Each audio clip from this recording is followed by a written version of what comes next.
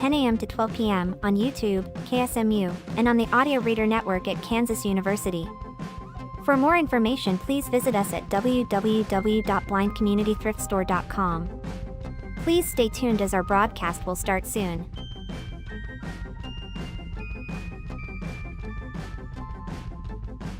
Please remember to like, comment, and subscribe on our YouTube channel now. At Blind Community Thrift Store on YouTube, and more info about this radio reading service, Navalins, and the Blind Community Thrift Store at www.blindcommunitythriftstore.com. The Blind Community Thrift Store radio reading service will begin shortly. We will be reading local news from around the Southwest Missouri area, Monday through Friday, 10 a.m. to 12 p.m. on YouTube, KSMU, and on the Audio Reader Network at Kansas University. For more information, please visit us at www.blindcommunitythriftstore.com. Please stay tuned as our broadcast will start soon.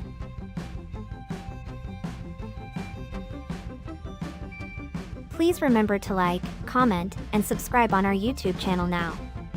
At Blind Community Thrift Store on YouTube, and more info about this radio reading service, Navalins, and the Blind Community Thrift Store at www.blindcommunitythriftstore.com.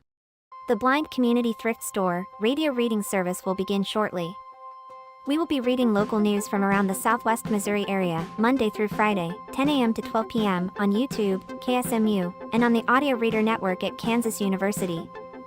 For more information, please visit us at www.blindcommunitythriftstore.com. Please stay tuned as our broadcast will start soon.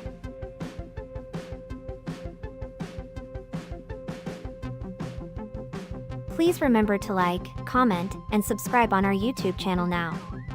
At Blind Community Thrift Store on YouTube, and more info about this radio reading service, Navalins, and the Blind Community Thrift Store at www.blindcommunitythriftstore.com. The Blind Community Thrift Store radio reading service will begin shortly. We will be reading local news from around the Southwest Missouri area, Monday through Friday, 10 a.m. to 12 p.m. on YouTube, KSMU, and on the Audio Reader Network at Kansas University. For more information, please visit us at www.blindcommunitythriftstore.com. Please stay tuned as our broadcast will start soon.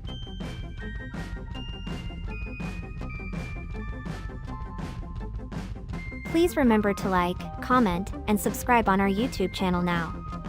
At Blind Community Thrift Store on YouTube, and more info about this radio reading service, Navalins, and the Blind Community Thrift Store at www.blindcommunitythriftstore.com. The Blind Community Thrift Store radio reading service will begin shortly. We will be reading local news from around the Southwest Missouri area, Monday through Friday, 10 a.m. to 12 p.m. on YouTube, KSMU, and on the Audio Reader Network at Kansas University. For more information, please visit us at www.blindcommunitythriftstore.com. Please stay tuned as our broadcast will start soon.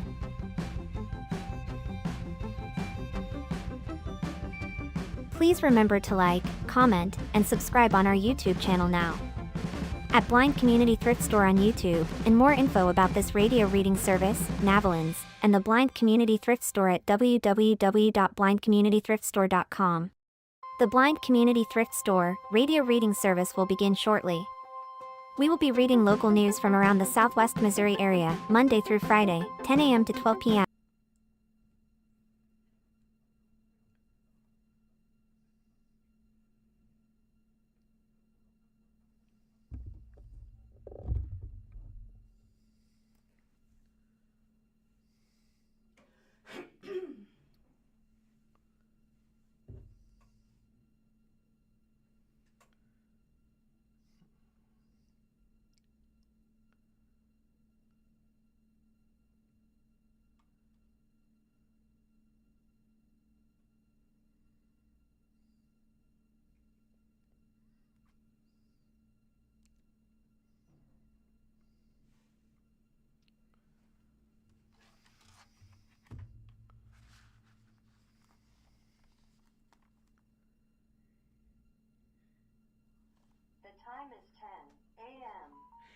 And a good morning. Thank you for tuning into the Blind Community Thrift Store radio reading service. My name is Dory, and I'm here with Sarah. And we invite you to listen to our broadcasts both live and on demand. Our live sessions are available on the Blind Community Thrift Store YouTube channel Monday through Friday between 10 a.m. and noon each week. Additionally, you can access on-demand content through the Audio Reader Network, which offers a wide range of audio materials for the visually impaired community. To explore content from the Audio Reader Network, please visit www.reader.ku.edu. The site provides details about accessing content via Amazon Alexa, Audio Reader Network mobile app, and information on receiving a radio to listen to the broadcast by KSMU Radio. All broadcasts are played over KSMU subcarrier airwaves at 67 kilohertz on 91.1 from 3 to 5 p.m. Monday through Friday. Contact Audio Reader Network for information on receiving a pre-programmed radio. And we'll kick things off with an interesting article from Springfield News-Leader about elections. Missouri lawmakers are considering a bill to bring back presidential primary. Now, a couple of key points here. A new bill in Missouri proposes moving the state's presidential primary to Super Tuesday in 2028. Leaders from both the Republican and Democratic parties support the bill, hoping to increase voter participation and national relevance. And some Republicans are opposing the bill, arguing taxpayers should not fund partisan elections and that it undermines the caucus system. Missouri would join at least 14 other states with a Super Tuesday presidential primary in 2028 under a bill that would also bind the state's delegate on the first ballot at national political conventions. During testimony Monday, April 27th, to the state Senate Local Government, Elections and Pensions Committee, leaders of the state's two largest political parties agreed that restoring the primary would increase participation and elevate the state's national political profile. Quote, in 2024, we received just a ton of complaints from probably every legislative district in the state because we only got about 23,000 people participating in the caucuses that replaced the primary, said Miles Ross, executive director of the Missouri Republican Party. And what follows is a picture of Mr. Ross testifying Monday in favor of reinstating the primary. The Democratic Party held a private primary in 2024 with voting confined to a Saturday morning. Holding a state-run primary on the first day the two major parties will recognize as valid would attract candidates and money to the state, said Russ Carnahan, chairman of the Missouri Democratic Party. We'd like Missouri to be relevant again, Carnahan said. The committee did not vote on the bill. State Senator Mike Henderson, a Republican from Desloge and chairman of the committee, said after the meeting that he was uncertain when or if he would bring the bill up for a vote.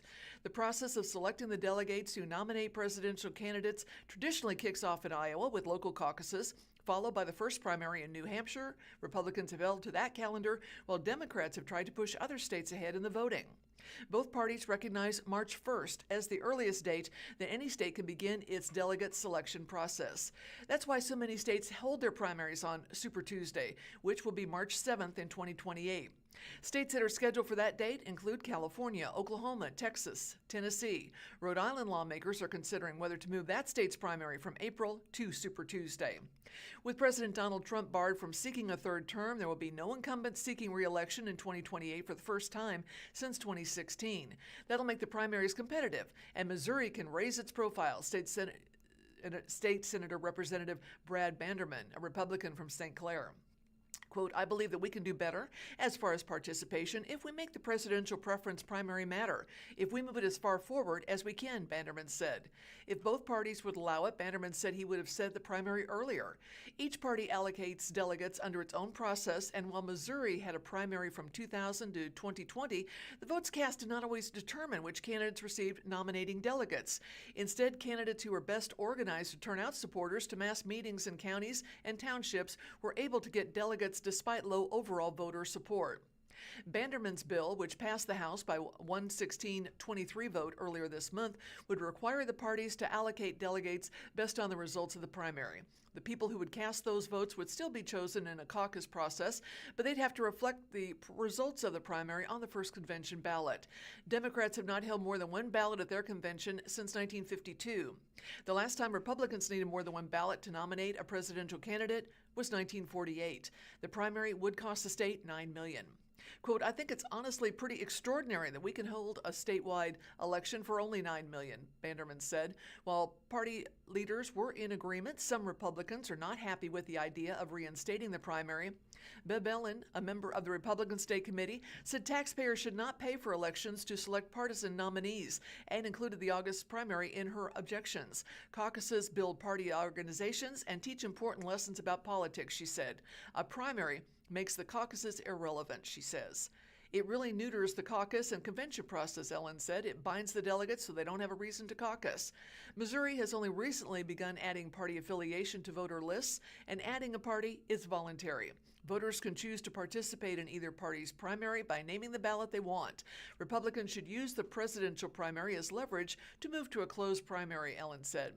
Another opponent, Lisa Panet of the political consulting firm Armorvine, said the bill allows Democrats to select Republican candidates. Quote, I want to applaud the Democrats and the left wing of the Republican Party who are working in unison together on this bill, she said. Banderman said he was surprised to learn he was in the left wing of the GOP and said a closed primary would not be possible. Quote, if we were waiting on closed primaries, none of us would be sitting here. Banderman says the political parties within our state operate just fine. And this is Sarah from the Springfield News-Leader. Large hail in the Springfield area damages cars and causes power outages. Parts of Springfield, Greene County, and the surrounding region were struck by hail as large as softballs Tuesday afternoon, April 28th, as a storm rolled quickly through the region. Justin Titus with the National Weather Service in Springfield said meteorologists at the office near the Springfield Branson National Airport measured 4-inch hail after the first wave of the storm moved in through the early afternoon. These are still preliminary findings as the office continues to gather reports, and what follows is a picture of a storm moving in over West Springfield. And Titus said Northwest Republic through north of Springfield along the west side of town saw the most damaging weather. Other areas of Springfield and Greene County also reported hail, though smaller in size. Cars across the region suffered significant damage. Missouri State Highway Patrol posted photos to social media of the damage to its patrol vehicles for Troop D, which includes Greene County. After the storm had moved through Greene County, the city utilities outage map indicated more than 10,100 customers without power as of 12:40 p.m. About 2 hours later, the number of outages was down to about 4,200. Areas north of Springfield were the most impacted by outages. To report an outage to CU, visit www.cityutilities.net or call the outage line at 888-863-9001. CU did not immediately have restoration estimates available. CU also posted on social media that it received reports of hail damage to gas meters.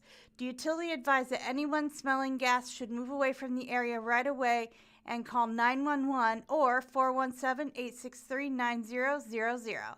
Nicolette Zangara, Public Information Officer for the Springfield County Office of Emergency Management, said the county saw reports of a mixed bag of hail from pea-sized to baseball-sized. She noted destruction in the northern and western parts of Springfield and Greene County included shattered windshields and damage to roofs and siding. What follows is a picture of several windshields that are very badly damaged. The airport posted on its social media channels it was still assessing expected impacts to flight schedules and advised that passengers who parked cars at the airport should expect to see hail damage. Flight status can be checked at www.flyspringfield.com/arrivals-departures.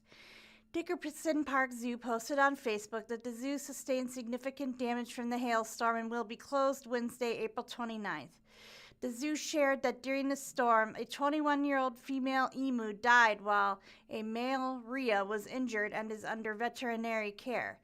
Zangara said once the weather calms in the upcoming days, the county will complete damage assessments that will then be reviewed by state and federal disaster relief departments for possible future assistance. She said the only vehicle-related damage reports that would count towards a disaster declaration would be anything considered underinsured or not insured at all. Damage reports can be submitted to the OEM office by calling 417-869-6040. She said hail is the hardest hazard to get a declaration for. A severe thunderstorm warning was issued for Greene County until 2 p.m. Tuesday, per Springfield Greene County Office of Emergency Management. Hazards included additional hail the size of tennis balls and 70-mile-per-hour wind gusts. A flood advisory is also in effect until 7:30 p.m. Tuesday, advising drivers to remain vigilant and not cross flooded roadways. A special weather statement issued by the NWS for Springfield Republican Battlefield until 3:45 p.m., warning of possible half-inch size hail and 40-mile-per-hour wind gusts. The county remains under a severe thunderstorm watch until 6 p.m. Tuesday. Titus said that large hail was not very likely to appear again, but the possibility cannot be ruled out altogether. Several rounds of storms are expected into Tuesday evening. Zangara said that with the threat persisting, with all hazards from all sides, flooding, large hail, and winds that could reach up to 70 miles per hour are the biggest concern. This also means there is a potential of downed trees and further power outages by the end of the day. And from the Springfield News-Leader, Route 66 parade in Springfield will be a rolling tribute to the highway. As part of the National Route 66 Centennial Kickoff, a parade Friday in downtown Springfield is going to be a rolling tribute to the Mother Road. The Celebrate America on Route 66 parade is going to be held from 6 to 8 p.m. Friday, May 1st, along St. Louis Street from Glenstone Avenue to Campbell Avenue, passing through Park Central Square. Floats and marching bands will join the classic cars in the procession. Quote, expect everything from early 1920s touring cars to roaring hot rods, polished chrome cruisers, motorcycles, emergency vehicles, and the iconic cars that define Route 66 road trips for generations. The official kickoff event website says, every vehicle is a piece of history, and collectively, they create the ultimate drive-through time. The event website encourages people attending the parade to use downtown parking structures and park a few blocks away before walking to the viewing area. Jack Stinson, a co-founder of the annual Birthplace of Route 66 Festival, was tasked with finding at least 100 cars and trucks for the Celebrate America on Route 66 parade. Stinson told the News-Leader he challenged himself to find a car from each year the Mother Road was in commission, from 1926 to 1985, with few gaps, including during World War II when American car manufacturers focused on war materials. That was achieved. Oklahoma couple Jackie and Ed Fogel will represent the year Route 66 was born in a green 1926 Hupmobile.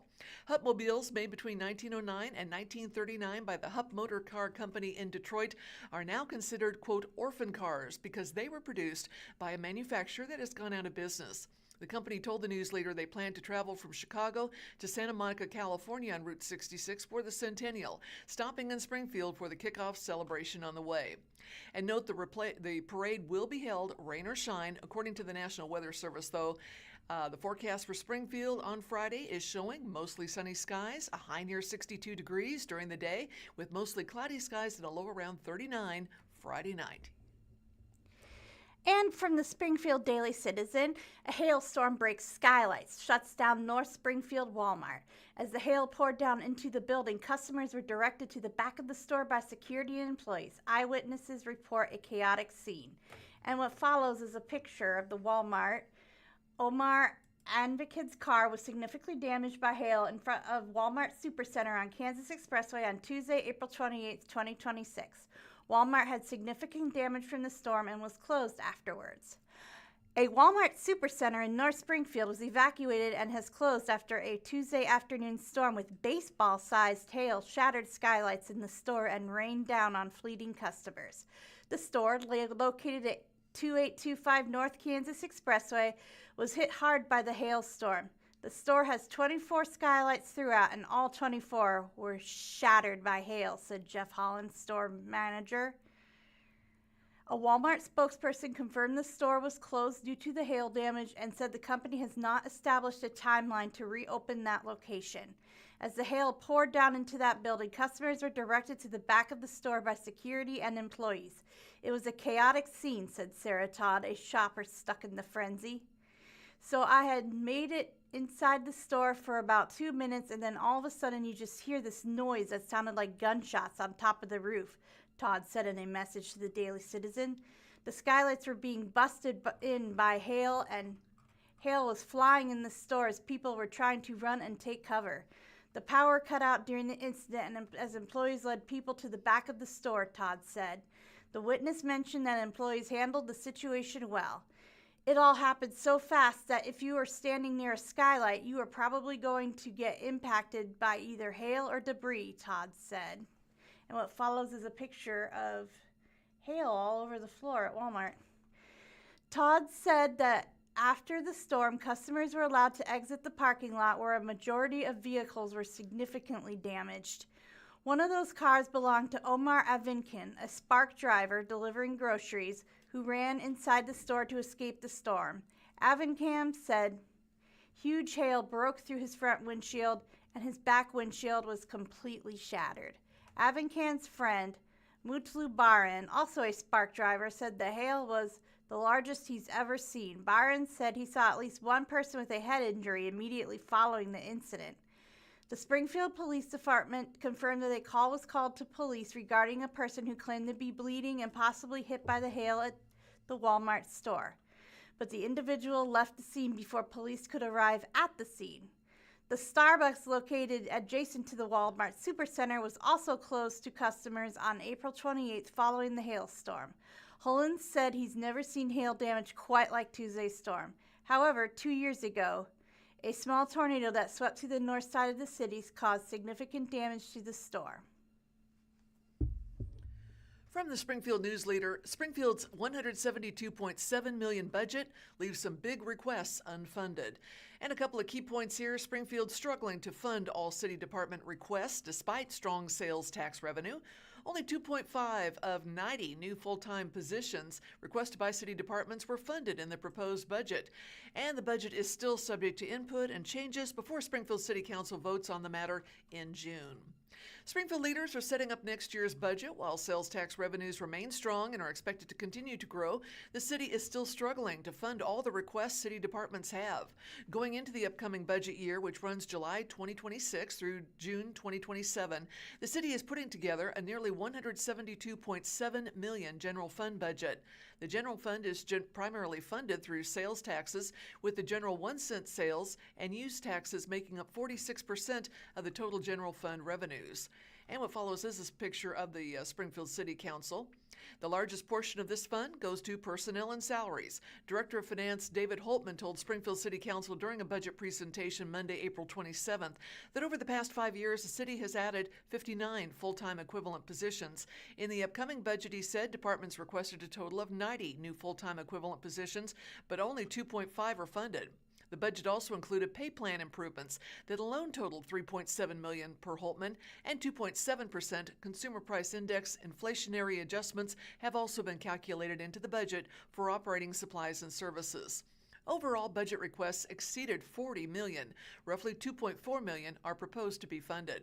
Here are some of the most significant items that have and have not made it into next year's budget proposal.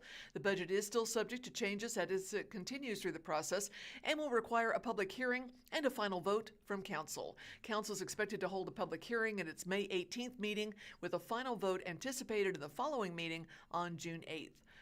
The next byline reads, Public Safety. Police and fire departments are among those with the most employees and most expensive requests.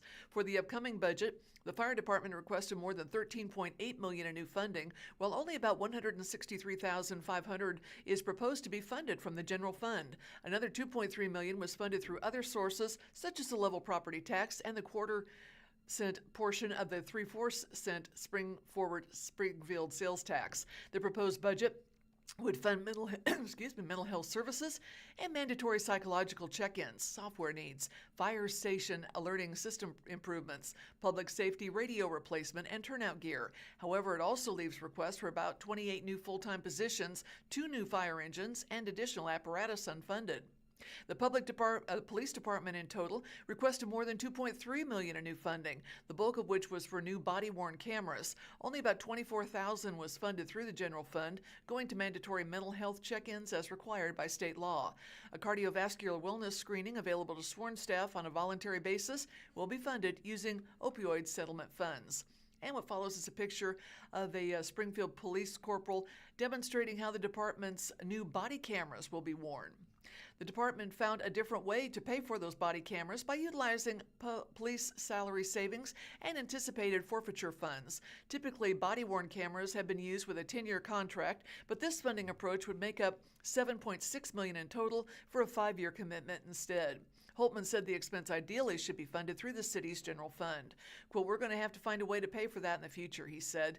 The newer body-worn cameras would have additional features, including AI-assisted report writing through transcriptions. City Manager David Cameron said the investment in cameras goes beyond an equipment upgrade, as it will also improve officer efficiency and free up more of their time in the field. He said that while a 10-year contract would be preferable, the city must first have a stable funding source. Among other police requests not funded in the budget proposal presented Monday were a Clearview AI facial recognition tool and a full-time position for a wellness coordinator. The 1/4 cent portion of the Spring Forward sales tax is also supporting police and fire wages, along with a $6 million contribution to the Police and Fire Pension Fund. Several budget requests geared towards planning, growth, and development are also not included in the recommendations for next year's budget. The Planning and Development Department had requested additional funding for 2 more associate planners, a neighborhood cleanup program, an architectural survey of historic gas stations, and a growth and annexation implementation program. None of these are funded under the current budget proposal. Likewise, all requests for new funding by the Economic Vitality and Workforce Development were left out of the proposed budget. These included $250,000 for the development of a comprehensive economic development framework, $150,000 for the evaluation of a United Soccer League stadium and entertainment district, and another $75,000 for targeted business attraction. Director of Workforce and Economic Vitality Amanda Oshlin recently presented to the Plans and Policies Committee that the department would like to hire consultants to review development policies and incentives to allow the city to assess projects more holistically and be more proactive in determining growth. It would identify assets Springfield already has that could then be used to draw in desired businesses and investments in a particular area. The department's unmet requests also included funding for the Workforce Development Department staff due to reductions in federal funding appropriations that stalled the release of new grants. Holtman said the city was also absorbing roughly $290,000 in what would have received in rent of the Workforce Development building that the grants used to cover. Quote, "There is no way we could have absorbed all the 34 positions moving forward," he said. "We're doing what we can to help fill the gap that was created by the lack of federal funding." Despite council using leftover money from the 2024-25 budget to support the Springfield Regional Arts Council on a one-time basis as it faces an uncertain funding future, no permanent solution was included in the budget council reviewed on April 27th. SRAC is in need of ongoing financial agreement as its agreement with the Springfield Greene County Park Board has come to an end. The funding was meant to be shifted under the city's budget last year but didn't make it into the budget then either. When city discussed supporting the organization with one-time funds, multiple council members agreed a more permanent solution must be found. The organization also receives a portion of the city's hotel-motel licensing tax, earned revenue from private donations and events like Arts Fest, and state funding through the Missouri Arts Council. State funding to the Missouri Arts Council is likely to be cut back, meaning SRAC will likely see reduction in those funds as well. SRAC largely focuses on providing grants that support local art programs in the region. According to previous News-Leader reporting, if the organization cannot maintain the same level of funding, grants that are spread out to other local agencies would have to be cut back and retained for SRAC's own programming. This budget includes a higher projection of increased sales tax receipts, an estimated 5.8% increase year to year than the 2 to 4% increase the city typically budgets. Holtman said this is largely due to revenues coming in over budget in the current year and a desire to plan for anticipated growth to avoid having surplus funds that must be allocated later. But the future of the city's reliance on sales tax could be uncertain. The Missouri General Assembly has approved legislation that will send a question to voters seeking to eliminate the state's income tax. The legislation, if approved by voters, would task lawmakers in Jefferson City with finding ways to make up the lost revenue from income taxes, most likely by increasing state sales tax rates and expanding them to apply to a broader range of goods and services. That potential change to the sales tax base would require local political subdivisions to adjust local tax rates as well. Councilman Brandon Jensen Raised questions and concerns regarding this provision. Holtman said that the city staff have not yet been able to quantify what that effect would be. That's particularly difficult to do, City Attorney Jordan Paul added, as the bill gives lawmakers several years to determine how state revenue replacement would, quote, shake out. It would be devastating to the city, Holtman said, when you consider that over a third of our entire revenue of this entire budget is sales tax. It would impact every single function we do. Several leaders discussed the city being too reliant on sales tax, which can be volatile, and emphasized the need for revenue sources to be diversified. Holtman said that while there are other more stable revenue options like property taxes, those also come with their own challenges. Quote, I think we've come to rely on sales tax because it's more palatable to the voters. I think they can understand when we put a tax out there for a specific reason, they can see concrete results, he said. But you're right, it does come and go as the economy changes. And from the Springfield Daily Citizen, Springfield raised horse co-owned by Robert Lowe of Prime Inc. is betting favorite at Kentucky Derby. Robert Lowe sold Renegade to New York millionaire Mike Repole, then immediately felt a pit in his stomach and bought back a 50% stake in the thoroughbred. And what follows is a picture of Renegade competing in the Arkansas Derby on Saturday, March 28th, 2026 at Oaklawn Park in Hot Springs, Arkansas.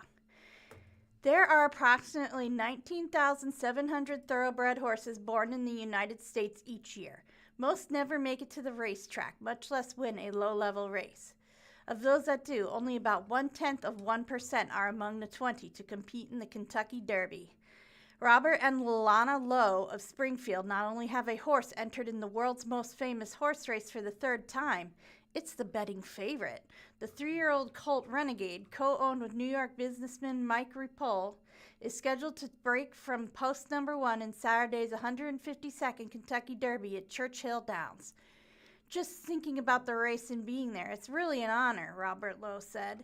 It's one of those lifetime experiences that you dream of.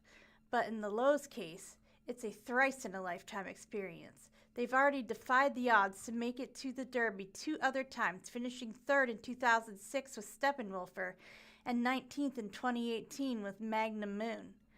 On paper, this appears to be their best chance of winning. Renegade ran a huge race in winning the Arkansas Derby by 4 lengths on March 28th at Oakland Park, stamping himself as the Derby favorite. Robert Lowe joked that it's bad luck to be the favorite, though he thinks the horse is deserving of that type of respect. And what follows is a picture. Renegade's co-owner, Robert Lowe, talks about the horse and his chances at the Kentucky Derby on Wednesday, April 26, 2026 in Springfield.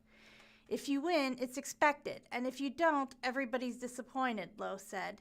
But all I could say is I hope the experts are right. You know what I mean? I hope the pickers are right and that he is a deserving favorite. We have a lot of confidence in this horse. We think he's pretty special. Making this Derby special is that unlike Steppenwolfer and Magnum Moon, who were yearling purchases. Renegade was raised on the Lowe's Primatara Farms just north of Springfield. They owned Renegade's mare, Spice is Nice, and bred her to a horse named Into Mischief. Renegade was born in Kentucky. Horses are worth exponentially more when labeled as a Kentucky bred.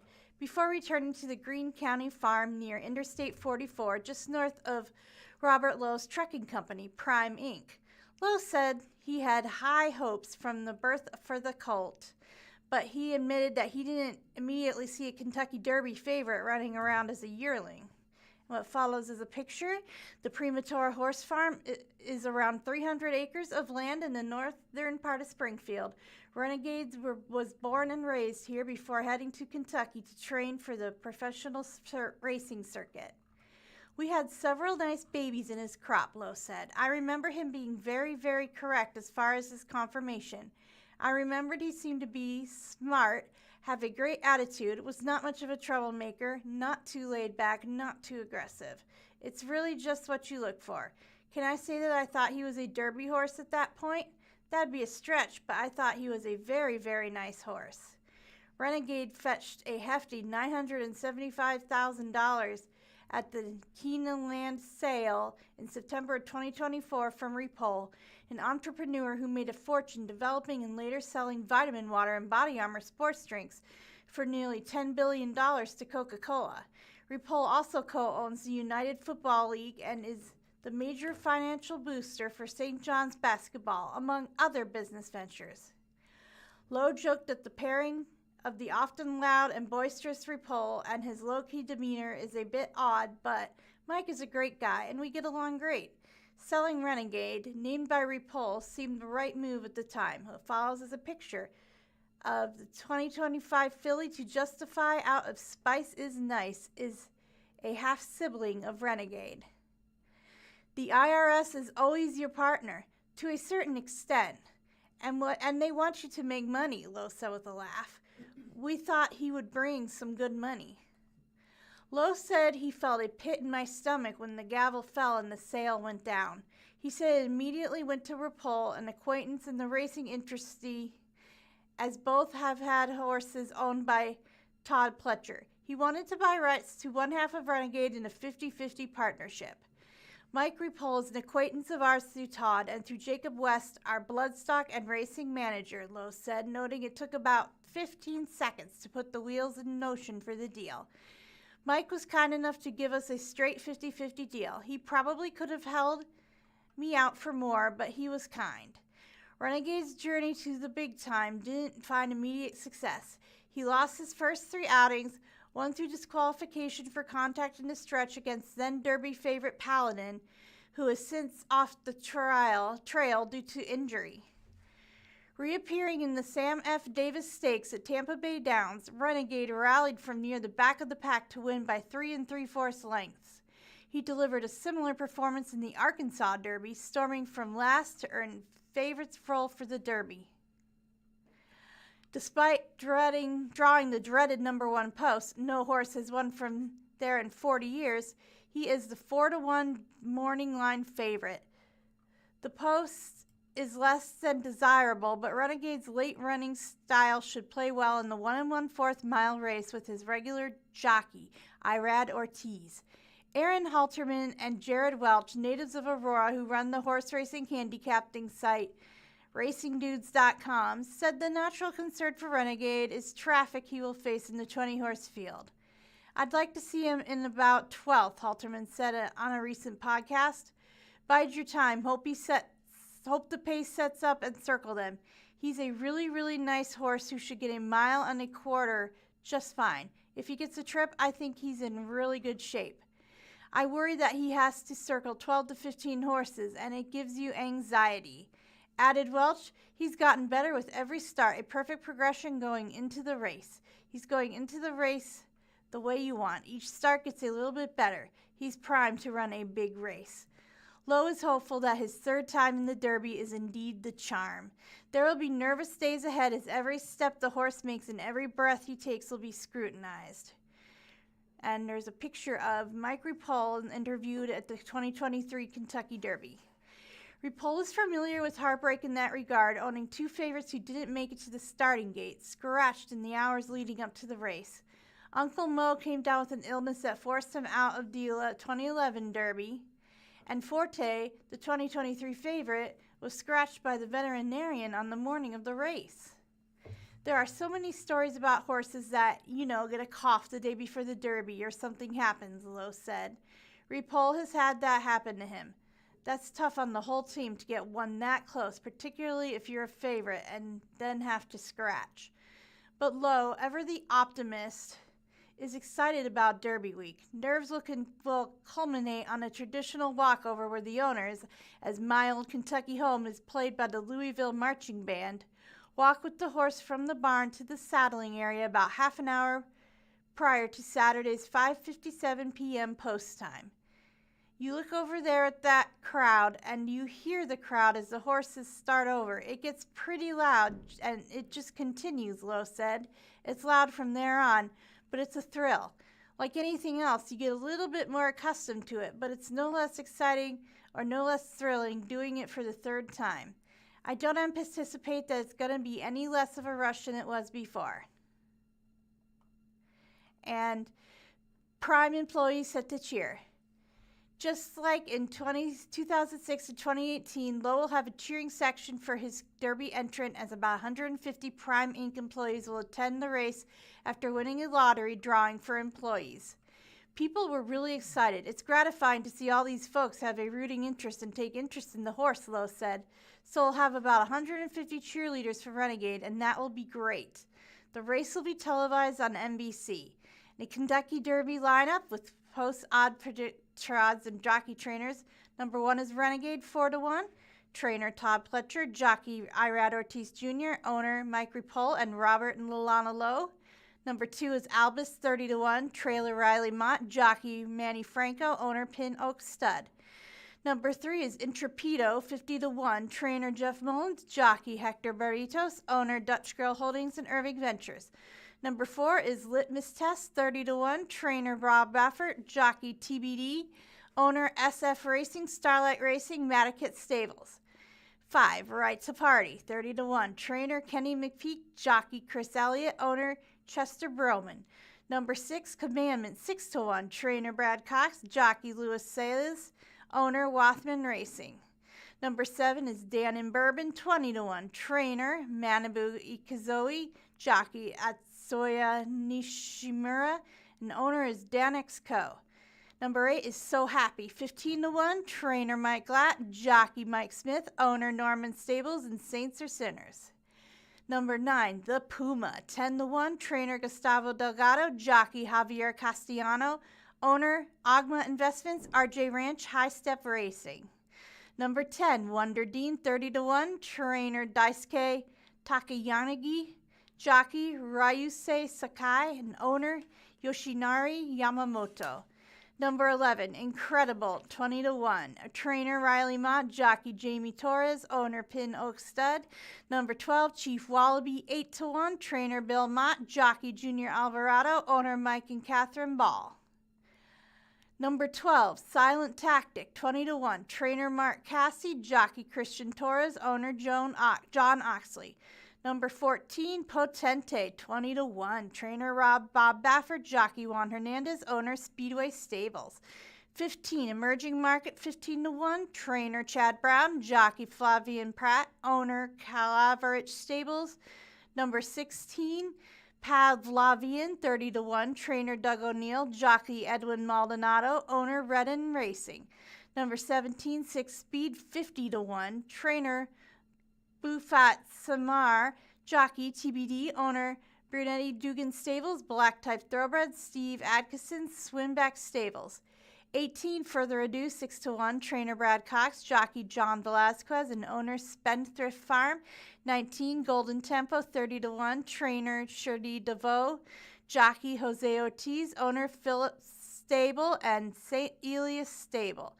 Number 20, Full of Fort 20-1, trainer Brad Cox, jockey Taylor Gaffalione, and owner St. Elias Stables and Starlight Racing. And a couple of Route 66 stories here to tell you about from the Springfield News-Leader. A free Route 66 documentary screening will be coming to Springfield on May 2nd. Ozarks Public Television is hosting a free screening May 2nd of its newest local history documentary entitled Lost and Found on Route 66 at the historic Fox Theater, 157 Park Central Square here in Springfield. The doors will open at 3 p.m. Screening will start at 3:30. The event is part of Springfield's Route 66 Centennial Kickoff Celebration, according to a community announcement. And the next byline reads, Q&A session with documentary producer and Route 66 Association president. A Q&A session with documentary producer Nico Barasco and Jeremy Morris, president of the Route 66 Association of Missouri, will take place at the conclusion of the hour-long film. The screening event will end at 5. Quote, a century after the creation of Route 66, the Mother Road still finds new ways to surprise explorers and provide stories to those who exit the interstate and follow the road less traveled. Sue Robinson, OPT Director of Community Support, said in the announcement, whether it's forgotten places given a new spotlight or the stories of brave new ventures, Route 66 has found a way to thrive in a new millennium. The screening is sponsored by Great Southern Bank, is the next byline, and refreshments are going to be provided as well. The documentary is sponsored by Liberty Utilities, Great Southern Bank, Citizens Memorial Hospital, and John and Gary Baumgartner.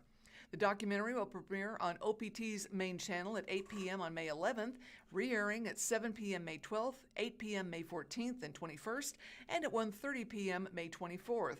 It'll be available to stream on video.optv.org on May 12th. Lost and Found on Route 66 is a love letter to the unique places along the road and to the unique attraction of driving the Mother Road itself, Robbins said in the announcement. This documentary invites viewers to pull off the highway, roll down the windows, and cruise the back streets to rediscover this icon of American culture. And as I mentioned, I had one other quick story here about Route 66. Springfield will be marking the centennial with a community time capsule. And the History Museum on the Square, in partnership with the Missouri Route 66 Centennial Commission and Springfield Public Schools, is leading the project, according to a community announcement. The next byline reads, "Time capsule to be showcased during the Route 66 Plaza dedication." The Route 66 Centennial Time Capsule will be showcased during the Birthplace of Route 66 Plaza dedication ceremony at 4 p.m. on April 30th at the corner of Jefferson Avenue and St. Louis Street in downtown Springfield, near the site of the former Colonial Hotel, where the telegram naming Route 66 was sent in 1926. Donated by Holloway America, the large stainless steel time capsule will be filled with contributions from across the community, including local organizations, businesses, and individuals. Springfield Public School students are contributing letters, artwork, essays, and reflections that capture their lives, perspectives, and hopes for the future. The contents of the time capsule are intentionally focused on the everyday, capturing the lived experience of Springfield in 2026 through personal stories, creative expression, and community voices that might otherwise be lost to time, according to the announcement. In addition to these community contributions, the full Route 66 Centennial Kickoff Weekend, from national media coverage on the morning of April 30th through the events of May 2nd, will be documented. This documentation will be added to the time capsule, ensuring the historic celebration itself is preserved along the voices of the community. Once sealed, the time capsule will be placed in Jubilee Park, across from the birthplace of Route 66 Plaza. It will remain undisturbed until its reopening at 4 p.m. on April 30th, 2126, exactly 100 years after the centennial moment it commemorates. The project started as a challenge to share Springfield's deep connection to Route 66, while also finding a meaningful way to preserve the stories of today. Sean Fitzgibbons, executive director of the History Museum on the Square, said in the announcement, "What we realize is that while future generations will be able to easily look up our major events and headlines, it's the everyday details, the personal reflections, the creativity of our students, and the hopes we have for the future that truly define who we are. This time capsule is our message forward, a snapshot of Springfield in 2026, created by the people who live here and entrusted to those who will shape it next. It's been wonderful to see our students share their personal stories and hopes for the future through this project," Jessica Blake, coordinator of community relations, said in the announcement.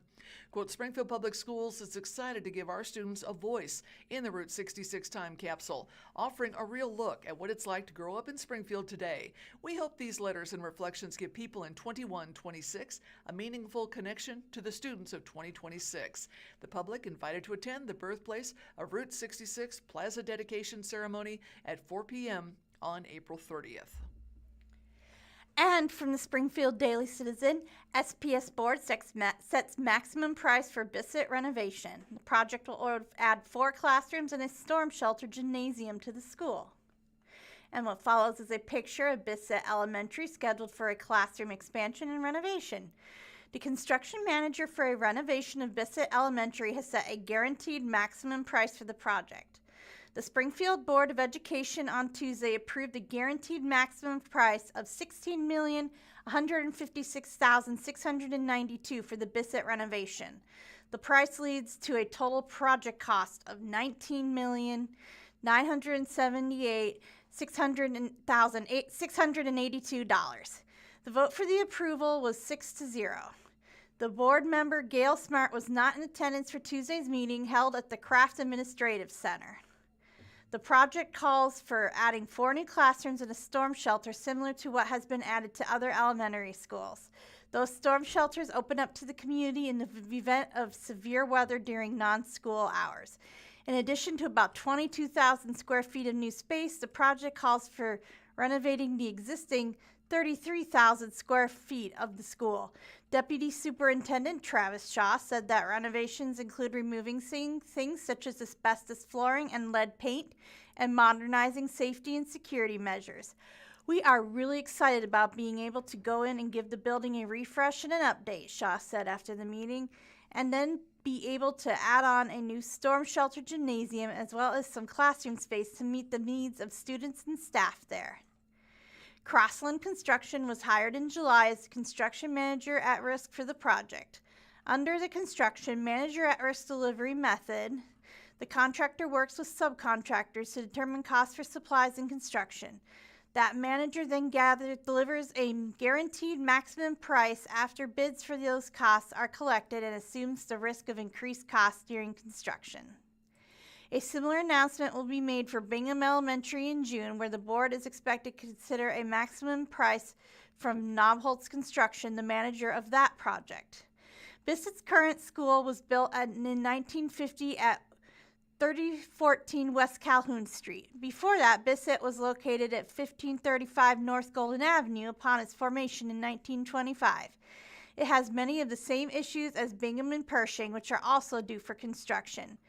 The Bissett and Bingham projects are extra projects added to a $220 million bond issue that voters approved in April of 2023. Originally left out of the package called Proposition S, they were added in 2025 after the district saw about $48 million in a combination of cost savings and bond revenue. Proposition S also included a renovation of Pershing at the time of the election. Since then, that project has transformed into rebuilding a completely new school for grades 6 to 8. Though Bingham and Pershing will be completely rebuilt, Bissett will only get a renovation. Shaw said that Bissett is one of the district's smaller population schools, while Bingham is growing more quickly and already one of the district's largest. Much like with Pershing, it made more sense to build a new one, Shaw said of Bingham. Bissett is not really requiring a lot of new increased space other than the gym and the classrooms. We'll address all the safety and security items that we do in all of our projects, really opening up the space and making it an environment that kids want to be a part of. Construction is slated to start once school dismisses for the year. Students will attend classes at the old Sherwood building, located at 1831 South Scenic Avenue for the 2026-27 school year. And from the Springfield News-Leader, Springfield Trinket Trade Boxes invite locals to swap small items. So heads up, trinket collectors and sticker connoisseurs. New trinket trade boxes are showing up around Springfield. Pink boxes full of miniature figures, crafts, bracelets, and other doodads have been set up as an invitation for local residents to share and trade their collections. Now, so far, 2 of these trinket trade boxes have been placed at local businesses. One is at the Plant Room at 1349 South Glenstone Avenue, and another just outside of Ledoux's Furniture and Whatnots at 422 West Commercial Street. They were set up roughly a week ago by Arcadia Fenn, 27, who moved back to the Ozarks a few months ago after living in Virginia. What she missed most was a sense of community and different free assets around town that offered folks an opportunity to connect. She got the idea from trinket trade boxes online, with the practice becoming increasingly more popular in larger cities. And we see a picture of Arcadia, the person behind these newly installed Springfield trinket trade boxes around the Queen City. She says, I thought it would be really cool if we had something like that here to promote community and just be like a fun little free thing for people to get to do. Get them out of the house, get out in the community, Fenn said. Quote, and I thought it'd be a really cool way to kind of promote some local businesses as well. As she developed the idea, Fenn made a post on a local Facebook post seeing if there would be any interest in a trinket trade locally. In turn, Fenn drew in hundreds of reactions, dozens of comments, and was able to connect with several local businesses interested in hosting a box. Fenn set out to find boxes on Facebook Marketplace to repurpose. She spray painted them in her backyard, wrote instructions and notes on them, and set them up. Through an Instagram and TikTok account, Fenn shared her plans and has seen the boxes overflow with trinkets. Her personal favorite trinkets to collect are Smiskies, miniature glow-in-the-dark green characters in different poses and scenarios. But in the boxes, she loves seeing the creations of local artists who have shared their art in the box. More recently, she also started a community journal. Seeing posts online about friend groups exchanging, quote, traveling journals, Fenn set out to create a journal that invites community members to contribute their thoughts, artwork, prose, or anything else that comes to mind on the pages that switch hands between Springfield's residents. The journal, set up at the Plant Room Trinket Trade Box, is a way to inspire connection and share pieces of Springfieldians' lives. Quote, it's kind of like a way to get to know each other because you kind of learn a lot through people's journaling, said Fenn, who's a junk journaler herself. When the journal is full, Fenn will scan each page and create a digital booklet freely available to all the community to read. With the amount of positive feedback, she said the goal of both the journal and trinket trade boxes is simple: to share joy. Quote, I think something that's already kind of happened with me, at least, it's just kind of building trust with other people, because there's just so much like negative happening, and it's really hard to see the good in other people right now, Fenn says. Just since I've started, I've had so many people reach out to me and offer to help with things. While still a relatively new endeavor, Fenn said she hopes to set up more trinket trade boxes and spread them out to other parts of Springfield, including downtown and on the south side. Eventually, she also hopes to be able to organize free or low-cost events. Updates on the Trinket Trade project can be found on Instagram and TikTok. And from the Springfield Daily Citizen, the Missouri Job Center to temporarily relocate to Midtown Library amid roof replacement. What follows is a picture. The 1905 structure is reflected in the glass of the new addition to the Midtown Carnegie Branch Library. For the second time in as many months, the Missouri Job Center will relocate its operations to the Midtown Carnegie Branch Library. Unlike the previous move, which was necessitated by interior water damage that impacted internet and landline service, the upcoming relocation is planned to accommodate the next phase of a roof replacement at the Missouri Job Center building located at 1661 North Boonville Avenue. Crews will be replacing a section of roof next to the public entrance along Boonville Avenue, which will create a major disruption to foot traffic in and out of the building, Erica Schmeichel, the city's Assistant Director of Economic Vitality and Workforce Development, said in a press release. We thought it was in everyone's best interest to temporarily move operations to the library to avoid the disruption.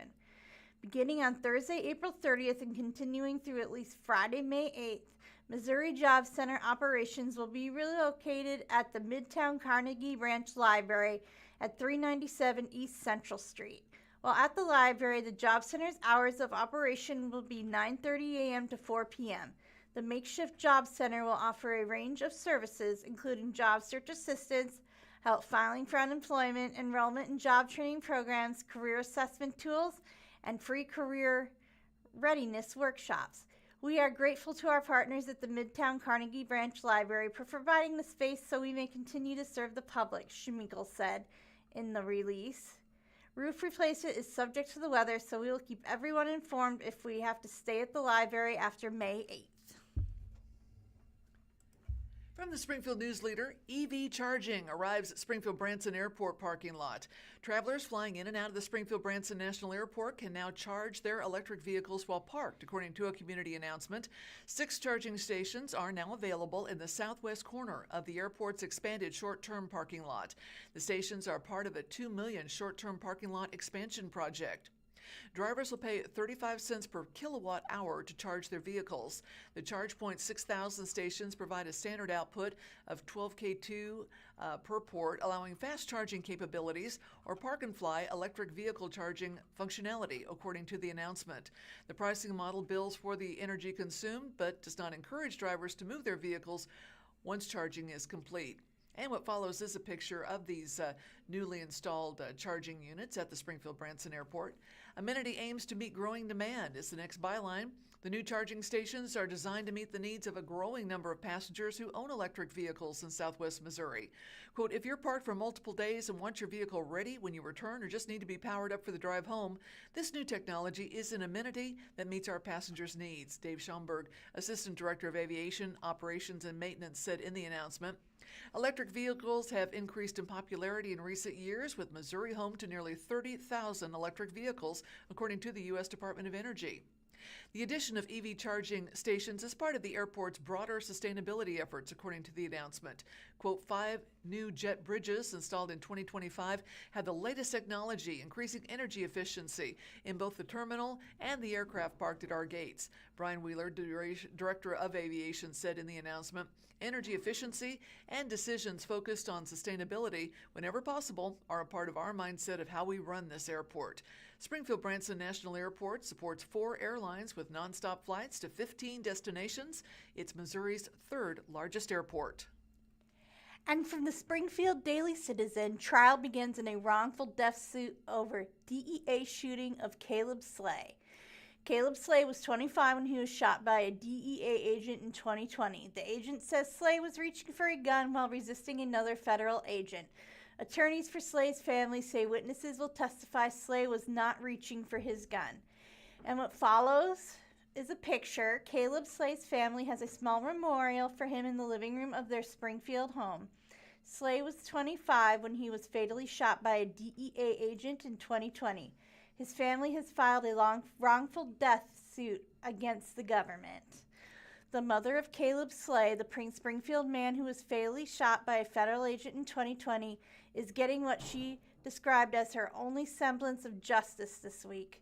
The bench trial is happening in U.S. District Judge Roseanne Ketchmark's courtroom to resolve the Tina Slay's wrongful death civil suit against the government for the shooting of her 25-year-old son.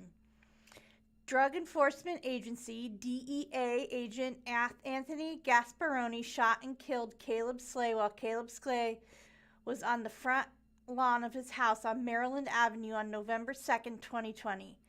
I have waited 5 years for the truth, Tina Slay said in an interview last week. Caleb never raised his voice. He never argued. He never yelled. He never did anything. He was very calm. The only ones yelling and the only ones escalating were the DEA agents. Tina Slay, identified in the suit as Tina Richardson, filed the lawsuit in 2023, initially naming Gasparoni and his partner, Agent John Stewart, the City of Springfield, and the United States of America as defendants. But in a 2024 ruling, Judge Ketchmark dismissed the claims against the officers and the city. Tina Slay's wrongful death, intentional tort claim against the United States survived. A picture that follows, Caleb Slay's little sister Bridget Richardson shows a necklace that she wears contains some of Caleb Slay's ashes. Caleb Slay was fatally shot by a DEA agent in 2020. The primary question of the judge will decide is whether Gasparoni used more force than was reasonably necessary against Caleb Slay, and if so, how much should his survivors be compensated? Greene County Prosecutor Dan Patterson ruled in 2020 the shooting was legally justified and no criminal charges would be filed against the agents. In his report, Patterson noted that Caleb Slay was armed with a gun, didn't obey the agent's commands to stay in the vehicle, and that results from Slay's autopsy were positive for methamphetamine. Tina Slay is represented by the California law firm of Burris, Nissenbaum, Curie, and Lacey LLP, one of the top civil rights firms in the nation. John Burris, one of the partners, was involved in representing Rodney King in a civil case that led to a $3.8 million jury verdict in the 1990s. Headline reads, Caleb Slay told agents he was armed, but did he reach for a gun? On November 2nd, 2020, at approximately 3:28 p.m., DEA agents Gasparoni and Stewart, special agents with the Drug Enforcement Administration St. Louis Division, were in Springfield conducting surveillance at an apartment complex they say was known for drug trafficking.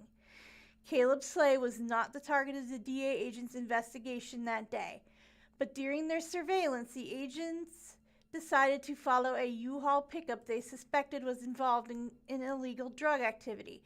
The U-Haul was driven by a man named Casey Ray, a friend of Slay's. Ray drove the truck from the apartment complex to Slay's house in the 1800 block of South Maryland. The DEA agents followed the U-Haul truck in separate vehicles. When the U-Haul arrived at Slay's house, Slay and Edward Boresti were sitting in Boresti's vehicle. And what follows is a picture. Tina Slay becomes emotional while talking about the death of her son, Caleb Slay, who was shot by a DEA agent in 2020. Agent Stewart arrived first. Gasparoni arrived moments later after Ray had parked the U-Haul and Stewart had detained Ray and begun questioning him. While that was happening, Slay got out of the vehicle and began walking towards his house. Stewart ordered Slay to get back in the vehicle several times, but Slay did not. Around this time, Slay informed the officers that he had a gun in his rear wristband and had his hands held out in front of his body. In the plaintiff's trial brief, Tina Slay's attorney wrote that Caleb Slay's actions were consistent with what citizens are taught to do in concealed carry classes when they encounter police while lawfully armed. Gasparoni attempted to detain Caleb Slay by grabbing both of Slay's arms. Gasparoni contends that Slay tensed up. Stewart then approached Caleb Slay from behind, and Gasparoni told Stewart that Slay had a gun. According to the agent's accountants, Caleb Slay jerked away from Stewart, but he didn't attempt to flee. Stewart then attempted to tackle Caleb Slay, but fell to the ground. From the ground, Stewart tried to pull Caleb Slay to the ground, and the two apparently wrestled a bit. The agents contend Caleb Slay was reaching for his gun in his right rear waistband when Gasparoni shot Caleb Slay in the head. Tina Slay's attorneys indicated they have 4 witnesses who will testify Caleb Slay wasn't reaching for his gun and was bent at the waist when Gasparoni shot him in the head. Headline says, Slay's attorney, shooting was unreasonable. In his opening remarks Tuesday, April 28th, Tina Slay's attorney, Ben Neisenbaum, called the shooting unreasonable. Neisenbaum told the judge she would hear evidence that Caleb Slay was not reasonably suspected of committing a crime when the agents arrived at Slay's home that day nearly 6 years ago, and that Slay was generally cooperative. Neisenbaum said 4 witnesses, 2 men who were Slay's friends and 2 neighbors, will testify that Caleb Slay was not reaching for his gun when the agent shot him. Now, it follows as a picture. Caleb Slay's mom and sister, Tina and Bridget, pose with Caleb Slay's Carver Middle School Letterman jacket. Caleb Slay was fatally shot by a DEA agent in 2020. They will testify not that they didn't see it, but that it didn't happen, Neisenbaum said. Every single non-DEA agent witness will testify Mr. Slay took no such action. Neisenbaum told the judge that the 4 civilian witnesses were immediately separated after the shooting before giving their statements to investigators and would have had no way to corroborate their stories. The 2 agents, on the other hand, were interviewed about 2.5 weeks after the shooting, continued to work together, and had opportunities to coordinate their stories, Neisenbaum said. Headline reads, Attorney says independent forensic evidence will contradict agents' accounts. Caleb Slay suffered 2 gunshot wounds to his head, Neisenbaum explained in his opening remarks. One of those shots was right above Slay's ear, and the other was closer to the top of his head. Both shots came in a downward trajectory, which is independent forensic evidence that contradicts the agent's accounts, Neisenbaum said. Neisenbaum said he expects the Greene County Medical Examiner will testify about evidence of the barrel of the agent's gun was less than 2 inches from Slay's head when he was shot just above his ear. Neisenbaum said Agent Gasparoni told investigators he was much further away when he shot Slay. In his opening remarks, Neisenbaum told the judge she will hear from an expert who trains police departments nationwide that the shooting violates police standards in so many ways. The attorney told the judge she will hear evidence of investigators finding used syringes in Caleb Slay's home. But according to Neisenbaum, the medical examiner will testify he found no track marks on Caleb Slay's body. Neisenbaum acknowledged that Caleb Slay had recently dealt with some mental health struggles and had suicidal thoughts at one point. And finally, Neisenbaum spoke about his client and her loss. Tina Slay loved her son very much, she said. They were a very close family. Her love for him will never be extinguished. The subheadline reads, A split-second decision that saved his partner's life. Assistant U.S. Attorney Krista Moss also gave opening remarks on Tuesday morning on behalf of the government. This is a tragic but straightforward case where very few facts are in dispute, Moss said. A federal law enforcement officer had to make a split-second decision that saved his partner's life. Moss was adamant that Gasparoni fired his gun only after he saw Caleb Slay reaching for his gun while Slay was resisting Agent Stewart, who was already on the ground. Moss said the 2 DEA agents had a combined 24 years of experience, 13 of those years spent investigating drugs and gangs. Moss spent several minutes detailing all the suspicious activity the agents observed that day leading up to the shooting, including hand-to-hand drug deals at an apartment complex that led to the agents following the U-Haul truck to Slay's house. After Agent Stewart arrived at Slay's house and made contact with Ray, the driver of the U-Haul, Moss said Stewart observed Slay staring intently and believed he might interject. According to Moss, Caleb Slay refused to comply with the officer's commands and resisted when they attempted to detain him. He tensed. He became combative and he forced Agent Stewart to the ground, Moss said at court, adding that Stewart will also testify he saw Caleb Slay attempting to establish a grip on the gun. Gasparoni made a split-second decision based on years of experience, Moss said. Gasparoni made the only choice to fire his weapon and when the immediate threat to their lives was materialized, and did exactly what he was trained to do. Springfield students celebrate aviation program graduation. This is from the Springfield News-Leader. 8 Springfield Public Schools seniors were recognized during a graduation ceremony for the district's aviation program. The second cohort of Fly SPS students were celebrated on April 16th at the Midwest Premier Flight Center, according to a community announcement. Now, you might ask, what is the Fly SPS program? Well, for the past 2 years, the students have spent half their school day at the Springfield Branson National Airport exploring different career paths in aviation, using flight simulators and pursuing their private pilot's license. At the ceremony, students heard from Brian Wheeler, Director of Aviation for the Springfield Branson National Airport, and Matt Hudson, Executive Dean of Career, Technical, and Community Development for Ozarks Tech. Grenita Latham, Superintendent of Springfield Public Schools, also spoke. And what follows is a picture of 8 very happy, smiling Springfield Public Schools seniors during their graduation ceremony. The next byline says it exceeded all expectations. Quote, when we began this program, we had hopes that it would turn out to be an educational experience for a few outstanding students who were interested in aviation, Latham said in the announcement. I'm pleased to say that Fly SPS and its students have exceeded all of our expectations. Graduates, your dedication, determination, and passion have made this program truly special. The graduates received a Fly SPS stole to wear at their school's graduation. Springfield Public Schools is the only school in Missouri to offer an aviation program to high school students, according to the announcement. Students participate at no cost. The program is a partnership with Ozarks Tech and the Premier Flight Center. And the graduates, congratulations to Morgan Arnold of Hillcrest, Trevor Christmas from Parkview, Noah Cones of Kickapoo, Benjamin Lowry from Central High School, Peyton Martin from Hillcrest, Lydia Neum of Kickapoo, Madeline Seaver, Glendale High School, and Joanna Simon, Kickapoo High School. And from the Springfield Daily Citizen, most electric outages resolved following April 28th hailstorm. Damage to gas meters unprecedented. And the following picture shows the rear windshield of a vehicle is shattered outside of the Springfield Branson National Airport on April 28, 2026.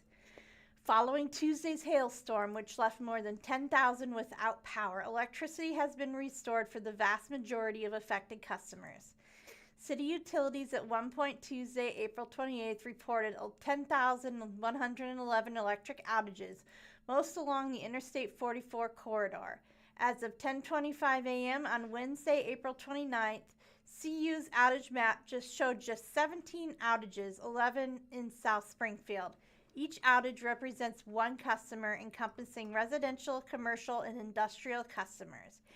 Jamie Presley, Manager of Communications for CU, said the majority of Tuesday's outages were due to 2 substation issues in North Springfield. Asked if those issues were caused by hail damage, Presley said it was being investigated. It's hard to say still. They're looking at a transformer at one of the substations just to see if maybe damage has been sustained, Presley said, but they're still investigating. They were able to get those back on. In addition to electricity outages, the hailstorm caused widespread damage across Springfield, including busted windshields and damage to roofs, siding gutters, and gas meters.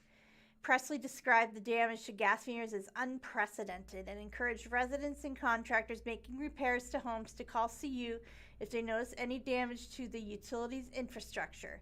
If a gas odor is detected, move away from the area immediately and call 911 or 417-863-9000. Yesterday, I went up to our operations area and there's quarter-size holes through gas meters, Presley said. You know, it's something that folks who have been here for a long time have never seen. So if there's any gas odors or people smell gas, it's so important for them to call it in, and we'll come out there immediately and get those checked out. From the Springfield News-Leader, Missouri's Most Scholars program exposed student data, sparking a new fight. And a couple of key points here: student information from Missouri's Most Scholars private school voucher program was accidentally exposed online. Democrats have called for a pause on new enrollments and an investigation into the incident. Republicans argue the data breach should be fixed without interrupting the program for families. The accidental exposure of student information from Missouri's Most Scholars program has reopened a broader fight over how much scrutiny the school's private school voucher program should face.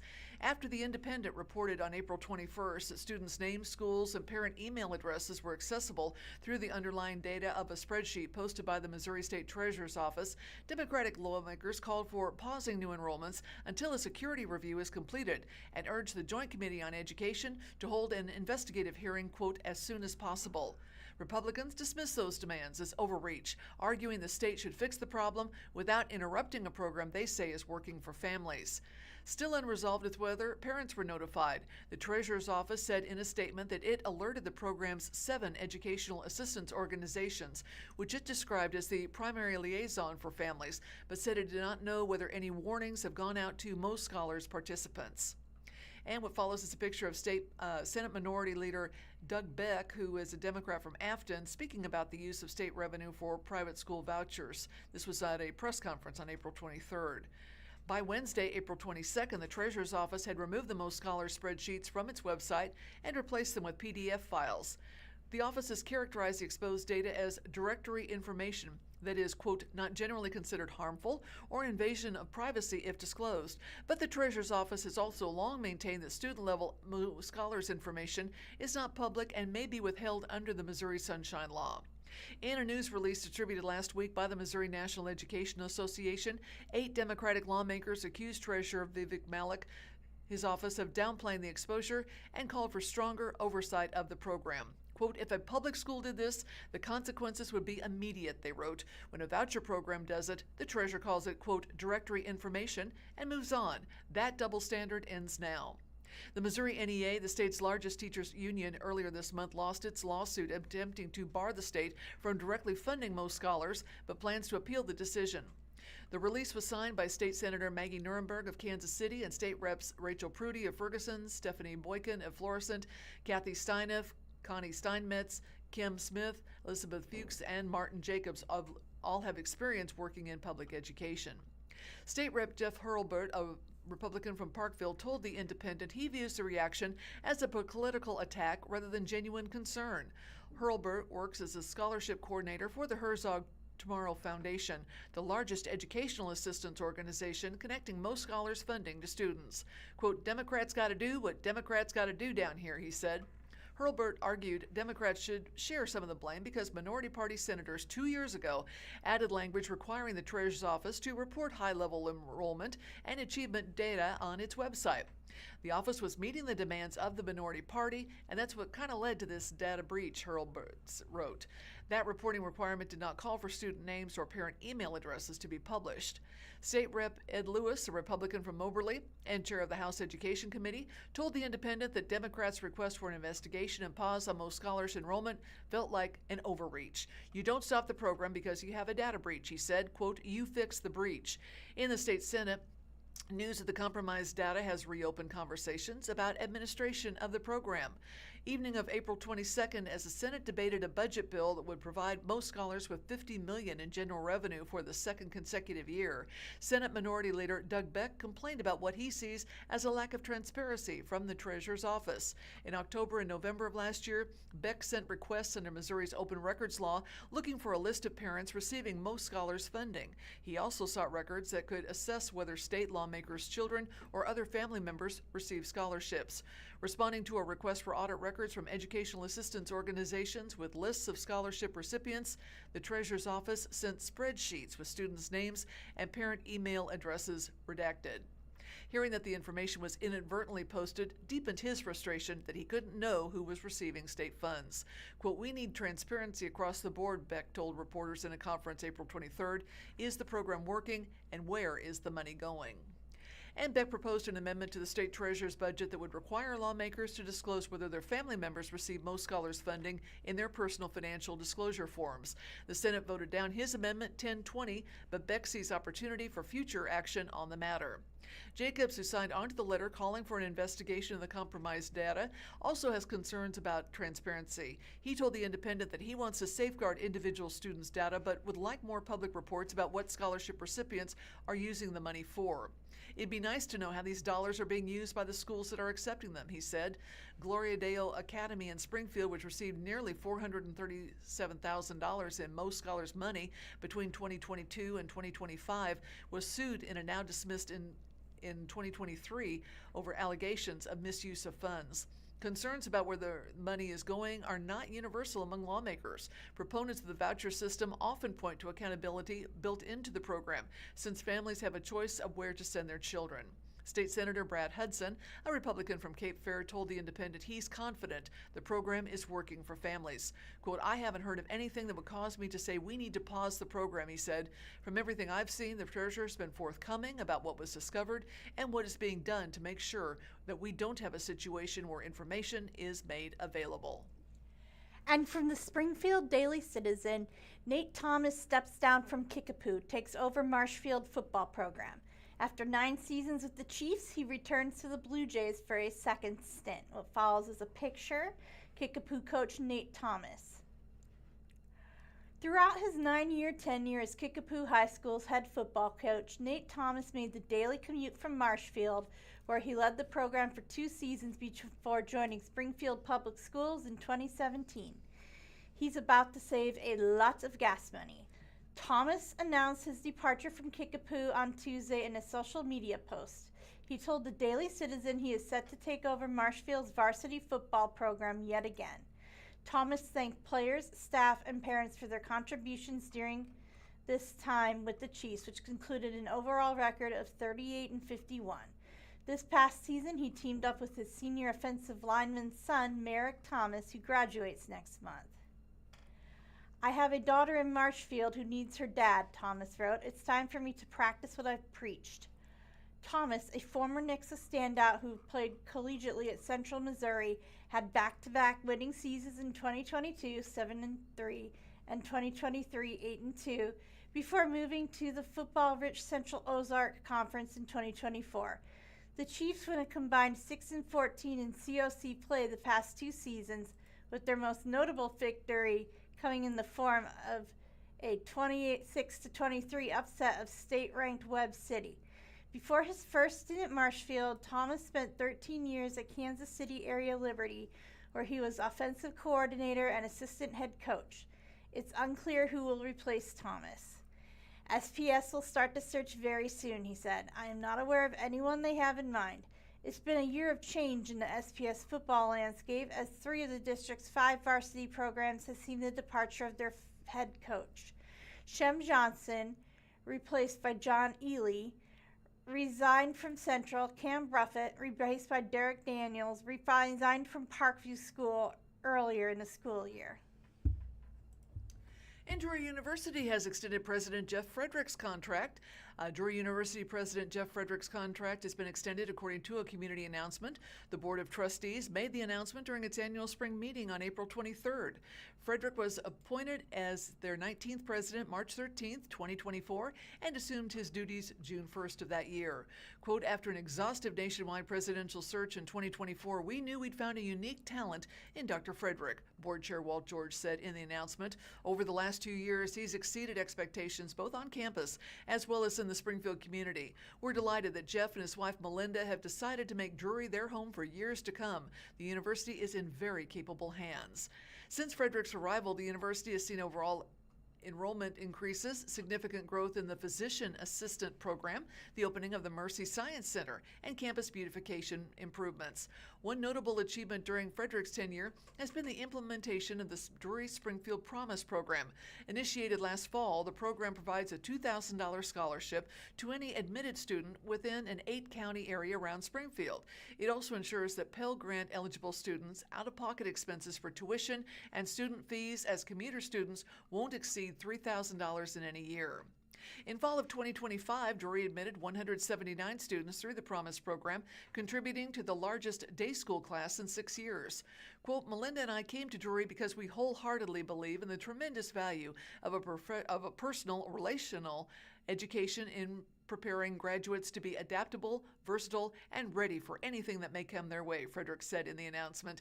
In a constantly changing and impersonal world, Drury stands in a special place where every student finds their people, their purpose, and learns the skills necessary for a life of meaning and accomplishment. It's been a privilege to work alongside our faculty, staff, alums, trustees, partners, and community members as we gained great momentum in the last 2 years. I'm pleased that the board has extended my contract and am grateful for the chance to keep serving Drury, Springfield, the Ozarks, and beyond. The extension of Frederick's contract signals the board's confidence in his leadership and vision during a time of significant and rapid change in higher education, according to the announcement. From the Springfield Daily Citizen, Taylor's Drive-In for sale for $600,000. It's been closed and vacant since December of 2023. Darlene Collins, longtime owner, has finally decided to part with the property that she and her late husband bought back in 1978, and what follows is a picture. The building that was once home to Taylor's Drive-In, which opened in 1947, is now for sale. The business shut down over 2 years ago. Taylor's Drive-In, the iconic steak, burgers, and shakes restaurant at North Kimbrough Avenue and East Trafficoy Street, is on the market for $600,000 after sitting vacant for over 2 years. When Taylor's opened in 1947, it was a haven for cruising high schoolers. It closed when longtime owner Darlene Collins suffered a heart attack on December 23, 2023. Collins had owned the business since 1978 when it still had a car hop. She bought it with her husband Jack, who died in 2012. They had fled to Springfield to escape Iowa winters. And what follows is a picture, as if frozen in time. The tables are still set with condiments, napkin holders, menus, fake flowers, and little American flags. But Taylor's Drive-In has been closed for over a year. This is a 2025 photo.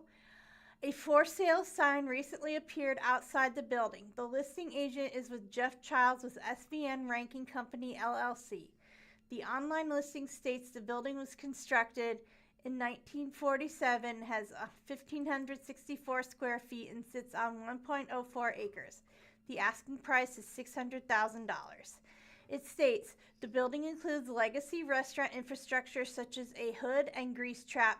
The property may be equally well suited for users seeking a remodel development option. Taylor's name is not included in sale. And the subheadline says, restaurant maintain a loyal base of customers. Childs said he recently met with Collins. Childs says his mother, Linda Childs, was the real estate agent who decades ago helped Darlene and Jack Collins buy their home and helped them buy Taylor's when they first moved to Springfield. And there's a picture, Taylor's Drive-In, which has been closed for over 2 years, is for sale.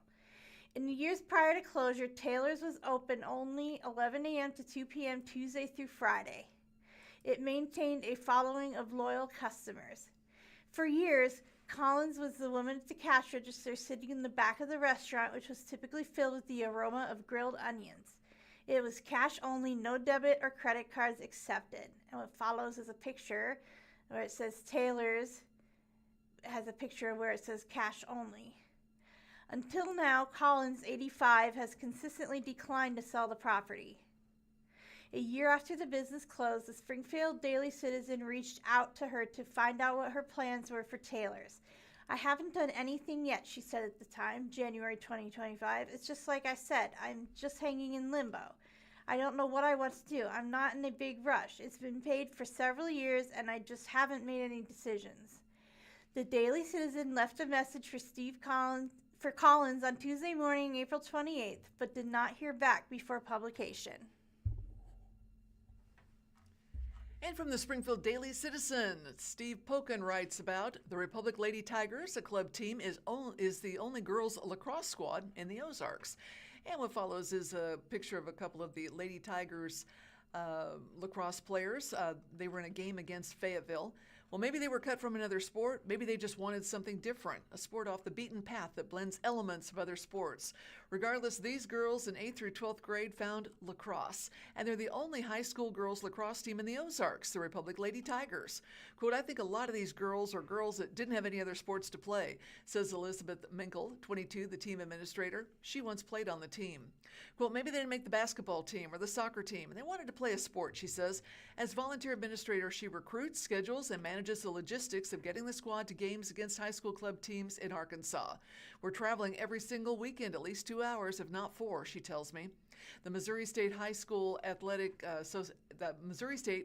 Activities Association does not sanction lacrosse as a sport. Teams play as clubs. And this girls' team started in 2015. Menkel played on the Lady Tigers lacrosse team from 8th grade through her senior year at Republic High School. She not only had lacrosse-playing brothers who encouraged her to try the sport, but her family also hosted an exchange student from Spain who played on the girls' team. And again, we see a picture of senior Riley Rittinger getting a senior wreath laid on her neck during some ceremonies honoring some outgoing seniors. The roots of the Lady Tigers, who came from various junior and senior high schools, go back to 2015. Menkel says a family from Boston moved into the area, and their sons joined an existing boys' team. Their sister wanted to play too, so her father volunteered to coach a new girls' team.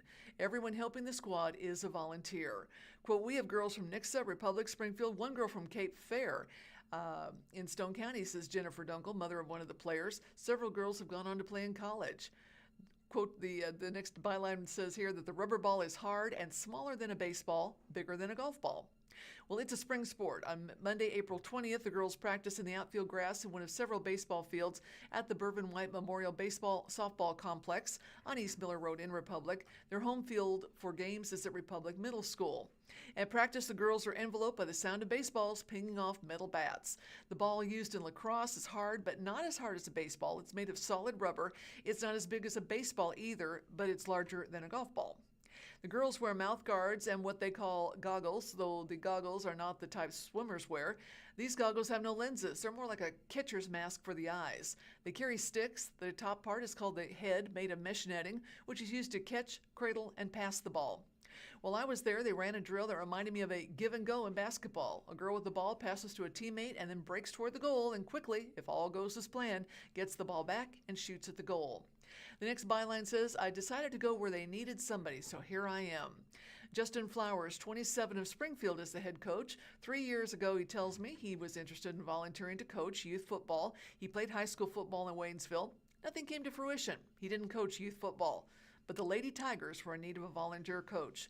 What do you know about lacrosse? My experience with lacrosse was zero, he says. I decided to go where they needed somebody, so here I am. Well, Steve's next question, what does it take to be good at lacrosse? Coachability, he says. We have some positions where you need to have a lot of endurance and then others where you need to be fast, more so in sprints. All these girls have come from different sports like wrestling and cross country. They pick up a stick and fall in love with it. If they practice and apply themselves, anybody can really play. There are goldies, offensive players, defensive players in lacrosse. It's the midfielders who do the most running. Quote, I did cross country and track, and then I found lacrosse, said midfielder Piper Dunkel at 17, a senior at Nixa High. I also wrestled, which helped me with this. Eye-to-hand coordination is a big part of lacrosse, as well as your endurance and just dedication, she says. And the next byline says, is there checking, like in hockey? Paige Sanders, 23, is the assistant coach. She plays on the Missouri State Women's Lacrosse Club team. She played lacrosse for 10 years in Minnesota while growing up and then coached the sport. Hockey is big in Minnesota, she says, and wherever hockey is big, lacrosse is also popular. It's beautiful to see lacrosse in southwest Missouri, she adds. I asked her about mouth guards that players wear. Is girls' lacrosse physical? Do players get checked like they do in hockey? Not quite, she says. You can shove someone with your stick, but you're not allowed to extend your arms while doing so, she says, although you can step forward with your stick against the opponent. The mouth guards also protect players when they're hit in the mouth with the ball. And the next byline, 5 seniors on this year's team, so there's a need to recruit. The squad has fewer members this year, less than in prior years, and with 5 seniors on the roster, there is a need to recruit some fresh blood. A full girls lacrosse team has 12 players. This year's team only has 11 and as a result plays, quote, junior varsity matches of 7-on-7. Lillian Hurley, 18, a Kickapoo High School senior, was recruited by a friend on the team 4 years ago. I knew nothing about lacrosse, she says, but now she loves it. I just like the amount of people I get to meet because I played summer lacrosse, she says. I got to meet a lot of people from our Oklahoma League, and so I created friendships on our teams, and it was just fun to play against them. I love the competition, she adds. I'm very competitive in pretty much every aspect. And the next byline, so many different sports are all combined. Lauren Raleigh, also an 18-year-old senior at Kickapoo, says, I played volleyball for a long time, so I was just kind of trying to find something new. Quote, I felt like lacrosse is so many different sports all combined. You can learn so many different skills in one sport. We have ground balls, which is kind of like hockey in a way because we're trying to pick up the balls from the ground while running. When we throw, it's kind of like the swing of a baseball bat. Teammate Abriella Buchanan, a 16-year-old senior at Republic High, has been on the team 4 years, and she knows that with 5 seniors leaving, she needs to convince other girls to join. I asked, Steve he said, what's your pitch to potential players? And she answered, the sport itself is super fun. I'll have to have them come see it and decide. And if you need more information, just head to the squad's Facebook page. From the Springfield Daily Citizen, one last look. Hundreds visit Bingham Elementary before demolition makes way for new school. A new school building will be ready for students for the 2027-28 school year. And there's a picture. It shows a poster was signed by former and current students of Bingham Elementary, including from the original first grade class in 1957. Nathan Rail noted on Monday, April 27, that his old third grade classroom at Bingham Elementary did not smell like apple cinnamon. He told his teacher back then, Mrs. Wood, use wax melts for the scent. Open flame candles were not allowed, he said. I remember that scent for all 5 years walking by, and you could smell it up and down the hallway, Rail said. The smell was important and informative, said his wife, Emily Rail, who teaches 5th grade at Field Elementary. He told me in my first year of teaching, which was 3rd grade, I had to make my classroom smell good, Emily Rail said, because that was such a core memory. The Rails were 2 of hundreds of people Monday night who took one final look inside the school at 2126 East Cherry Street, slated for demolition at the end of the school year. A new school building is planned for the site. Picture shows Michael Hendrick, embraces Courtney Goss and Serena Kenner, all Bingham Elementary alumni, during the open house. Lori Cook, a 2nd grade teacher, didn't have Rael as a student, but she has taught several different grades in the same classroom. She got to see many her former students as well as current ones. One of them showed an older sister, also a former Bingham student, where she sits. It's kind of emotional, said Amanda Wallen, now 30, who graduated the school in 2006. This will be my 2nd school that has been torn down because I went to Hickory Hills as well. Being able to have my little sister go here is pretty cool. She is going to the same place I went to, and she got to experience some of the building where I grew up. The event was open-ended. People came and went on their own time, walking through halls and classrooms, remembering time spent in the building. They browsed through memorabilia spread out in one of Springfield Public Schools' last remaining cafe gymatoriums. And there's a picture that shows hundreds of students, parents, kids, teachers, and alumni packed Bingham Elementary for the final open house before demolition on Monday, April 28, 2026 in Springfield. Madeline Little, 28, showed her son Kingston her picture in her kindergarten yearbook. The open house was important to her, she said, because Bingham is where she learned a key lesson in life. It means a lot to me to be able to show him how I grew up here, Little said. Respect was a big thing. They would sing the song for it a lot. That was a huge thing, respecting others and being kind to one another. And picture shows Madison Little shows old yearbook photos to her son Kingston. The event also drew those who worked inside the building that included former principal Joyce Sansell, who led the school for 5 years until 1993. And it shows a picture of former principal Bingham Elementary Joyce Sansell shows Hershey's chocolates, a tradition she started when principal. It signifies giving hugs and chocolate kisses to students at staff and school. She was the principal, and every student got to decorate a 4-inch tile square tile for a large friendship quilt mosaic on the building's north wall. The mosaic also features small chocolate brown tiles intended to represent the Hershey kisses that Samsel passed out.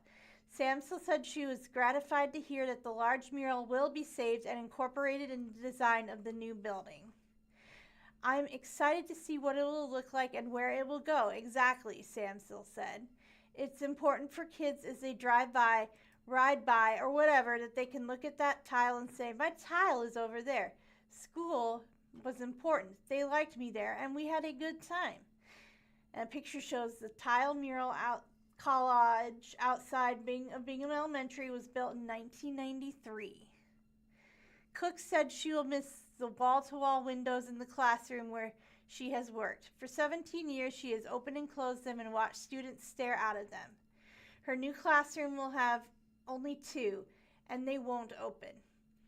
But she and her other teachers are much more excited to move to a building with more space. Bingham, by population, is the second largest elementary school in the district with more than 420 students and 52 staff members. And there's a picture that shows 4th grade teacher Peter Kirchenhausen's classroom stands empty during a rainy evening open house. Nabholz Construction was chosen as construction manager at risk to build an about 65,000 square foot building. Of the project cost is estimated at $28 million. A final guaranteed maximum price is expected to be approved at the Board of Education's May 19th meeting. The money for construction comes from unspent funds from Proposition S that voters passed in 2023. Originally built in 1956, the building is many of what that were constructed as part of a growth spurt across the district. Its halls are narrow and its classrooms are smaller. Principal Adam Metter, who has led the school for 17 years, said that building is absolutely packed. The auditorium stage is used as a workroom. Teachers don't have their own lounge. Every available corner is used for storage. And the picture it follows has Bingham Elementary Principal Adam Metter smiles inside his office during the open house for students and alumni. Metter said that he has wanted to see a new gym on the school ever since his first year. He said he was happy that former students could enjoy memories of the building, but they could also see its need for more space. Bingham teachers do a great job of being adaptive, Metter said. They do a great job of taking what they have and making it great. That's why I'm blessed to be a part of this community. I get to be the guy standing in front, but it's the teachers and paraprofessionals and workers in the kitchen, the custodian, who are the ones who make it great. To make the school better for them, that's the exciting part. A picture follows that shows a sticker-filled desk inside Mrs. Cook's grade 1 grade class. Is one of many relics that may not make the eventual trip to the new version of the school in a few years. And this just in from the Springfield News-Leader, Silver Dollar City has been named the best theme park for the 4th year in a row. USA Today readers have again voted for Silver Dollar City, earning it the title of Best Theme Park in America, as well as spots on additional 10 best lists this year. While its affiliated water park didn't earn a spot on any list, one of its rides moved up on the list, and other attractions were recognized as well. The next headline reads, USA Today readers call Silver Dollar City best theme park in U.S., and we see a picture of the grand opening of the new second-generation Fire in the Hole roller coaster. For the 4th year, Silver Dollar City in Branson has been named the best theme park. The theme park, built on top of Marvel Cave and is inspired by and themed after the mining town that existed there in the 1880s. It's known not only for its festivals and food, but also for the 100 craftsmen who demonstrate their skills in blacksmithing, glass-blowing, pottery, and more daily. Now, some other theme parks on this list included Nobles in Ellsburg, Pennsylvania, Kings Island in Mason, Ohio, Cedar Point in Sandusky, Ohio, and Hershey Park in Hershey, Pennsylvania. Also, Time Traveler has moved up on the list of best roller coasters, and we see a picture of the roller coaster Time Traveler in action. Time Traveler, which Silver Dollar City calls the world's fastest, steepest, and tallest spinning coaster, has moved up on the 10 best list of 10 best roller coasters this year. Last year it was number 6. This year it snagged number 3. The $26 million coaster opened in 2018 and features 3 inversions along with a 10-story, 90-degree vertical drop, reaches up to 50.3 miles per hour, and is 100 feet tall. The 2 roller coasters that bested Time Traveler, you're wondering? Phoenix at Nobles and Phantom's Revenge at Kennywood in West Mifflin, Pennsylvania. Next headline reads Frontier Follies among the top theme park entertainment. And once again, Busch Gardens Williamsburg's Celtic Fire finished just ahead of Silver Dollar City in the list of best park entertainment. SDC's Frontier Follies earned the top 2 spot this year, while last year the Rivertown Ramblers earned the number 2 spot. Frontier Follies is the new saloon show, which features dancing, comedy, music, and magic. Other entertainment on the list includes Sesame Street Party Parade at SeaWorld Orlando, Gazillion Bubble Show at Dollywood and Pigeon Forge, Tennessee, and the Bourne Stuntacular at Universal Studios Florida in Orlando, Florida. And Rivertown Smokehouse earned a spot on the list of best theme park restaurants, and we see a picture of that restaurant. Once again, USA Today readers voted Riverton Smokehouse as number 2 on the list of top theme park restaurants. The barbecue restaurant, added along with the area called Rivertown in 2020, serves what the park says is, quote, the tastiest barbecue this side of the Mississippi. At Riverton Smokehouse, folks can order ribs, brisket, smoked chicken, and even salads adorned with barbecue pit favorites like burnt ends.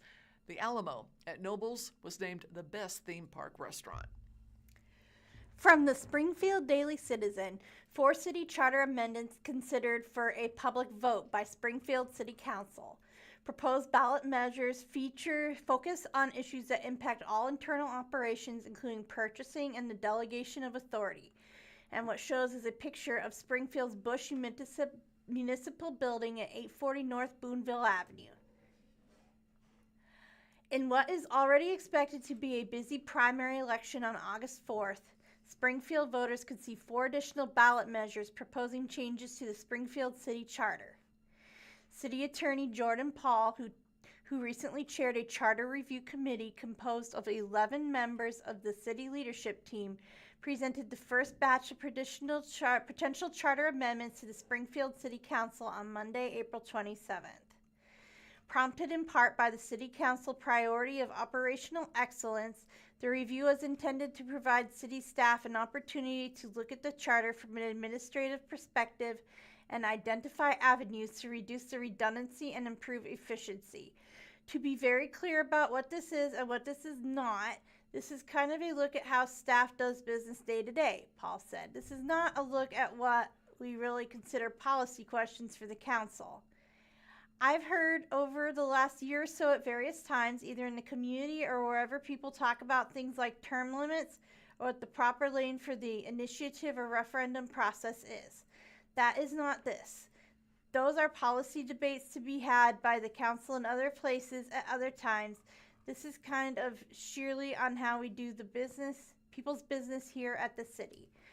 It follows a picture of Springfield City Attorney Jordan Paul speaking in a meeting of the Springfield City Council on Monday, October 7, 2024. Like other early charters, Paul suggested that Springfield City Charter, adopted in 1953, looked more like a statute book due to its length and details, whereas charters are supposed to serve as more of a foundational document. If you look at more modern charters, for instance, the City of Lee's Summit, that charter is very, very short compared to our own, Paul said.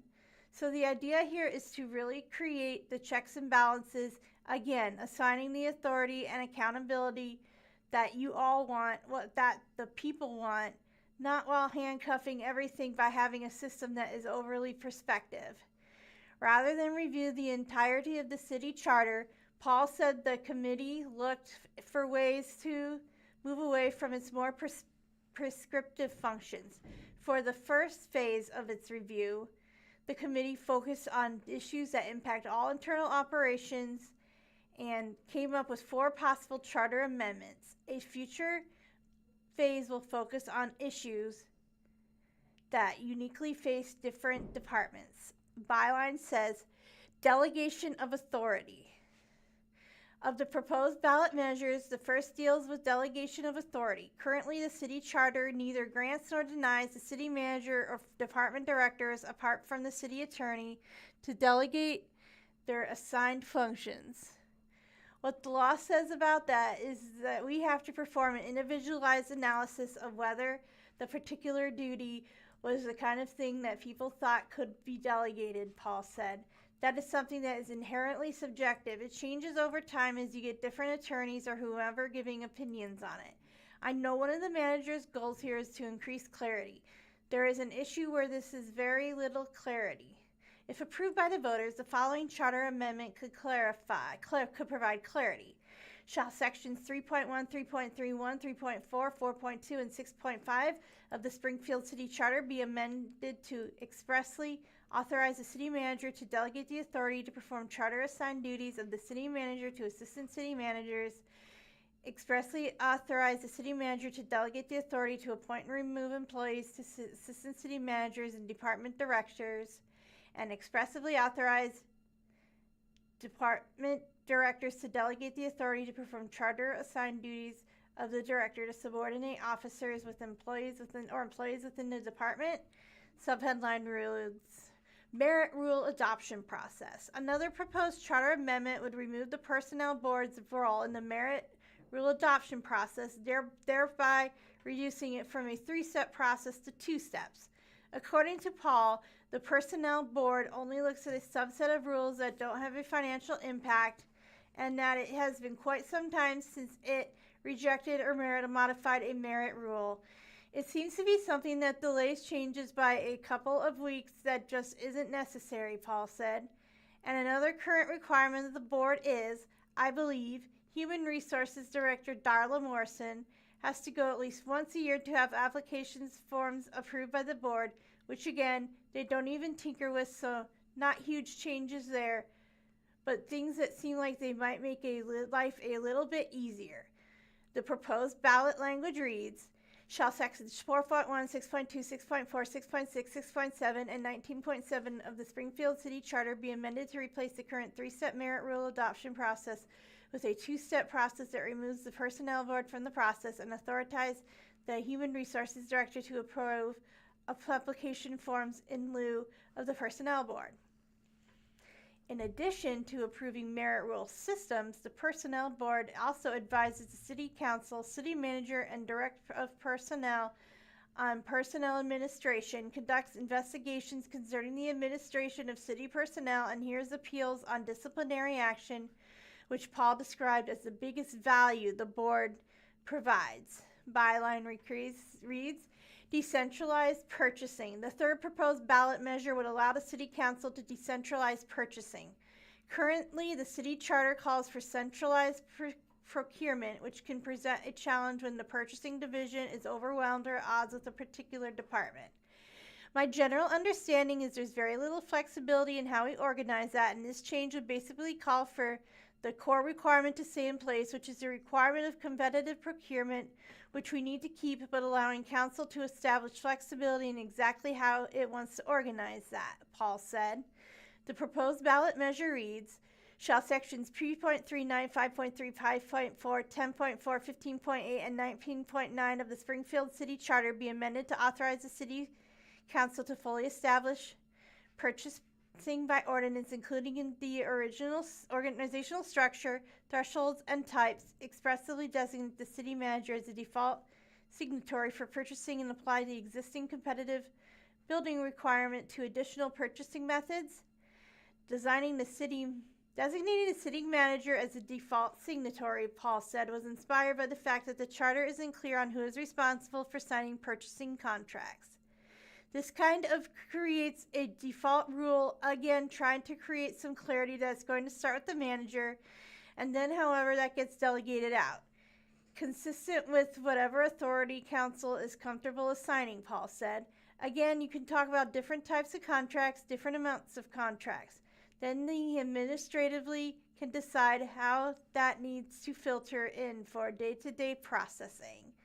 In addition, the competitive bidding requirement would be updated to better reflect modern processes, including requests for qualifications, requests for proposals, and cooperative purchasing. And the last byline reads, gender-neutral language. In the fourth and final proposed charter amendment, the committee is recommending a ballot measure that would replace all gendered pronouns and references with gender-neutral language. This would just be a wholesale, making sure it's consistent throughout the charter, Paul said. The proposed ballot measure would direct voters to a special ordinance which has yet to be passed by the City Council. Shall the amendments of the Springfield City Charter as proposed and more fully set forward a special ordinance number blank relating to the adoption of gender-neutral language be approved? Should the City Council wish for any or all of the 4 charter amendments to appear on the August 4th ballot, the deadline for doing so is May 26. In addition to the various primary contests on the August 4th ballot, Springfield voters will consider whether to allow the city to use eminent domain to acquire the Hotel of Terror. Paul also listed the November 3rd general election and the April 6, 2027 general municipal election as potential options for the council to consider. The final certification deadline for those elections is August 25th and January 26th, respectively. Springfield Concert Series Live from Downtown has announced their 2026 lineup. Live from Downtown, a concert series that debuted in 2025, has announced their 2026 lineup featuring 19 shows on Park Central Square. The events are scheduled for Saturday evenings from May through September, according to a community announcement. The series will include 17 new headlining acts and 2 returning performers. The season is expected to kick off on May 2nd with a performance by blues rock artist Sean Clavin and The Dirty Truth, and the final show, scheduled for September 26th, will feature the New Waves, who are known for their energetic 80s covers. The concerts will be a mix of genres and tribute acts, according to the next byline. The lineup includes artists from various genres, including Americana, indie rock, funk, soul, blues, and rock. And some of the featured performers are The Creek Rocks, Lonesome Express, Little Jones, Cloud City, Shape Eater, Chemical Sun, The Monday Project, Jalopy, the Solid Gold Band, Brecca Henderson and the Ambiance Band of the Melody Room, Donnie Ray and the Noise, The Hips, Sister Lucille, Beyond Belief, and the Domino Kings. Fans of tribute bands can look forward to Cruel Summer, a tribute to Taylor Swift, and Mr. Charlie, music of the Grateful Dead, which is expected to play 2 back-to-back sets. Live from Downtown is a nonprofit organization created in 2025 with support from members of the Downtown Springfield Community Improvement District and representative from the local business and arts communities. The initiative hopes to bring people together through free, accessible live music while supporting local artists and strengthening the downtown Springfield community, according to the announcement. Jeb Venable, who performed last year with his band Maximum Weekend, shared a personal experience from the event. Quote, getting to play on the square in downtown Springfield in front of my daughters meant a great deal to me, Venable said in the announcement. They've never really seen that side of me before. Watching them take in the music, the crowd, and the energy of a summer night downtown was something special. And if you'd like to stay updated on the concert series, just follow Live from Downtown on Facebook, Instagram, or check out their webpage. From the Springfield Daily Citizen, revive juice and coffee bar to bring healthy options to Nixa. A smoothie, juice, and coffee bar born in the Branson area is planning its first franchise location in Nixa. And the picture shows Revive Juice and Coffee Bar owner Michelle Wood smiling in front of her newest Nixa location on Monday, April 27, 2026. Nixa is getting a fresh option with Revive Juice and Coffee Bar opening later this year at 611 West Mount Vernon Street. Fresh smoothies, coffee, cold-pressed juice, and healthy small bites will be on the menu. Though they are currently working on infill, co-workers Michelle and Joe Wood expect to open their doors in the summer of 2026. Running a smoothie shop has been a long-time dream for Michelle. There's nowhere to get healthy food, really, in Nixa, she said. Nixa needs options for that, for sure. Revive started in Hollister, Missouri, during the COVID-19 pandemic in 2020. Mother and daughter duo Jennifer Hutton and Shelby Weinzenried purchased the business and moved it near the Branson Landing. I found Revive because I was down in Branson at the lake a lot, and I have a lot of food allergies myself, so I'm always searching for healthy food joints. When I walked in, I was just like, yeah, I think I'm going to reach out to these guys, Michelle Woods said. The Nixa location will be Revive's first franchise store. Michelle Wood said the company is interested in expanding with more locations.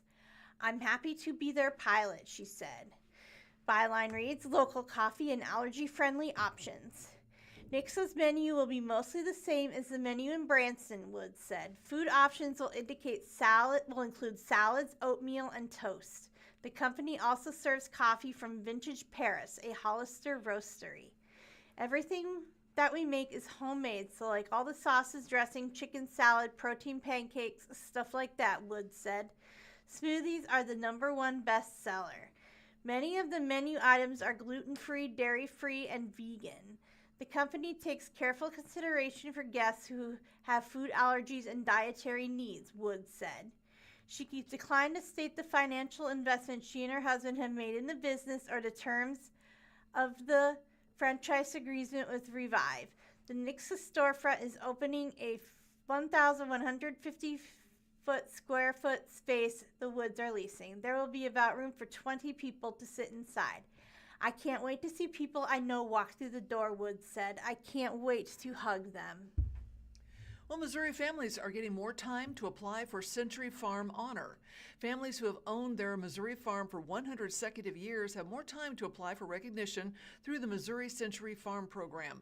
The application deadline was extended to May 15th due to technical issues that prevented some people from submitting, according to a community announcement. The program recognizes farms that have been continuously owned by the same family since at least December 31st, 1926. Eligible farms must be at least 40 acres of the original land acquisition and make a financial contribution to the overall farm income.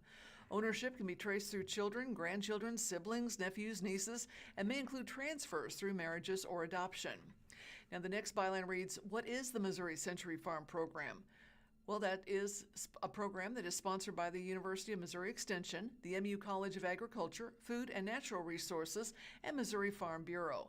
Since it began in 1976, more than 10,000 farms have received the Century Farm designation. Approved applicants pay a $140 fee, which covers a certificate, a metal farm sign, and a booklet. These items are presented by county MU Extension Centers. And if you'd like to apply, applications can be submitted online. Families can also contact their local MU Extension Center if you'd like more information. And from the Springfield Daily Citizen, Missouri Master Gardener Conference returns to Springfield for the first time since 2013. The deadline to register is May 1st for the June 4th through 7th event at the Oasis Hotel and Convention Center. And the picture that shows is Blue Angel hostas surround a tree in J.J. Averett's home garden, a part of the garden tour of the conference.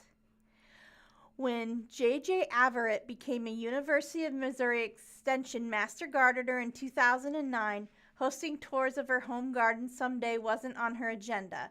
For Averett, taking the Master Gardener's class that year was a way to socialize after the death of her husband, Ron, in 2008. Friends knew about the hard work Averett had put into establishing shade gardens at her Nixa home and her volunteer efforts in the Greater Ozarks Hosta Society, so they encouraged her to sign up. Averett's garden boasts hundreds of hostas, along with ferns and flowering hellebores. When Ron passed, I thought, I think I will do that, Averett says, of becoming a master gardener. It was the best thing I did. 17 years later, the Master Gardener's home will be one of the stops on the garden tours when hundreds of her fellow gardening enthusiasts meet for the 2026 Missouri Master Gardener State Conference in Springfield, June 4th through 7th at the Oasis Hotel and Convention Center, 2546 North Glenstone Avenue. The statewide conference was last held in Springfield in 2013. Tours, expert speakers, and 42 presentations and workshops will fill the schedule beginning that Thursday night, and the conference is open to the public, not just to master gardeners. Cost is $210 with additional fees for optional garden tours and workshops. Friday, May 1st is the registration deadline. After months of planning and enlisting about 50 volunteers, Conference Chair Angie Hutzel is hoping for a strong turnout. The picture that shows is part of a robust Greene County chapter. Masoners Gardeners get ready this spring for their annual plant sale at Springfield Botanical Center. We would like to share as much of our knowledge with as many people who are interested, the Master Gardener says. We're hoping to get people from all corners of the state, and to be honest, we'll take you from Arkansas or Kansas or wherever you come from. A wide range of topics will be covered in classes on Saturday, June 6th and Sunday, June 7th. With the theme, Seeds to Table, Cultivating Health and Sustainability, topics will range from growing flowers, mushrooms, and backyard tomatoes to rainscaping, seed saving, and sustainable landscaping. Many classes will be taught by area master gardeners with expertise in everything from straw bale gardening to cooking with herbs. There are many good educators in the group, and they do a lot of community projects, so they're well known, Hutzel says. Even on the tour of her home garden, Everett will share what she has learned about shade gardens. I do a lot of educating here too, she says. Experts from organizations like Extension, the City of Springfield, James River Basin Partnership, Missouri Department of Conservation, and Springfield Community Gardens will also host classes at the Convention Center. The conference fee of $210 covers most classes and activities, yet participants can also pay additional fees for workshops like the one at the Saturday at the Water Valley Mill, where they will help a Department of Conservation team build a wetland habitat to be set on the water that day, Hutzel says. And just a quick note, Springfield's new Route 66 Welcome Center has debuted downtown. You want to be sure and check it out. It's located at 318 Park Central East, just adjacent to the Route 66 Birthplace Plaza and across from the Galois Theater. And we would like to thank you so much for listening to the Blind Community Thrift Store radio reading service. Tune in every week, Monday through Friday, on the Blind Community Thrift Store's YouTube channel at 10 a.m. for more up-to-date news from the Springfield News-Leader, Springfield Daily Citizen, Springfield Business Journal, and 417 Magazine. And don't forget to listen after, because we are live on the Audio Reader Network at www.reader.ku.edu. All broadcasts played over KSMU subcarrier airwaves at 67 kilohertz on 91.1 from 3 to 5 p.m. Monday through Friday. Contact Audio Reader Network for information on receiving a pre-programmed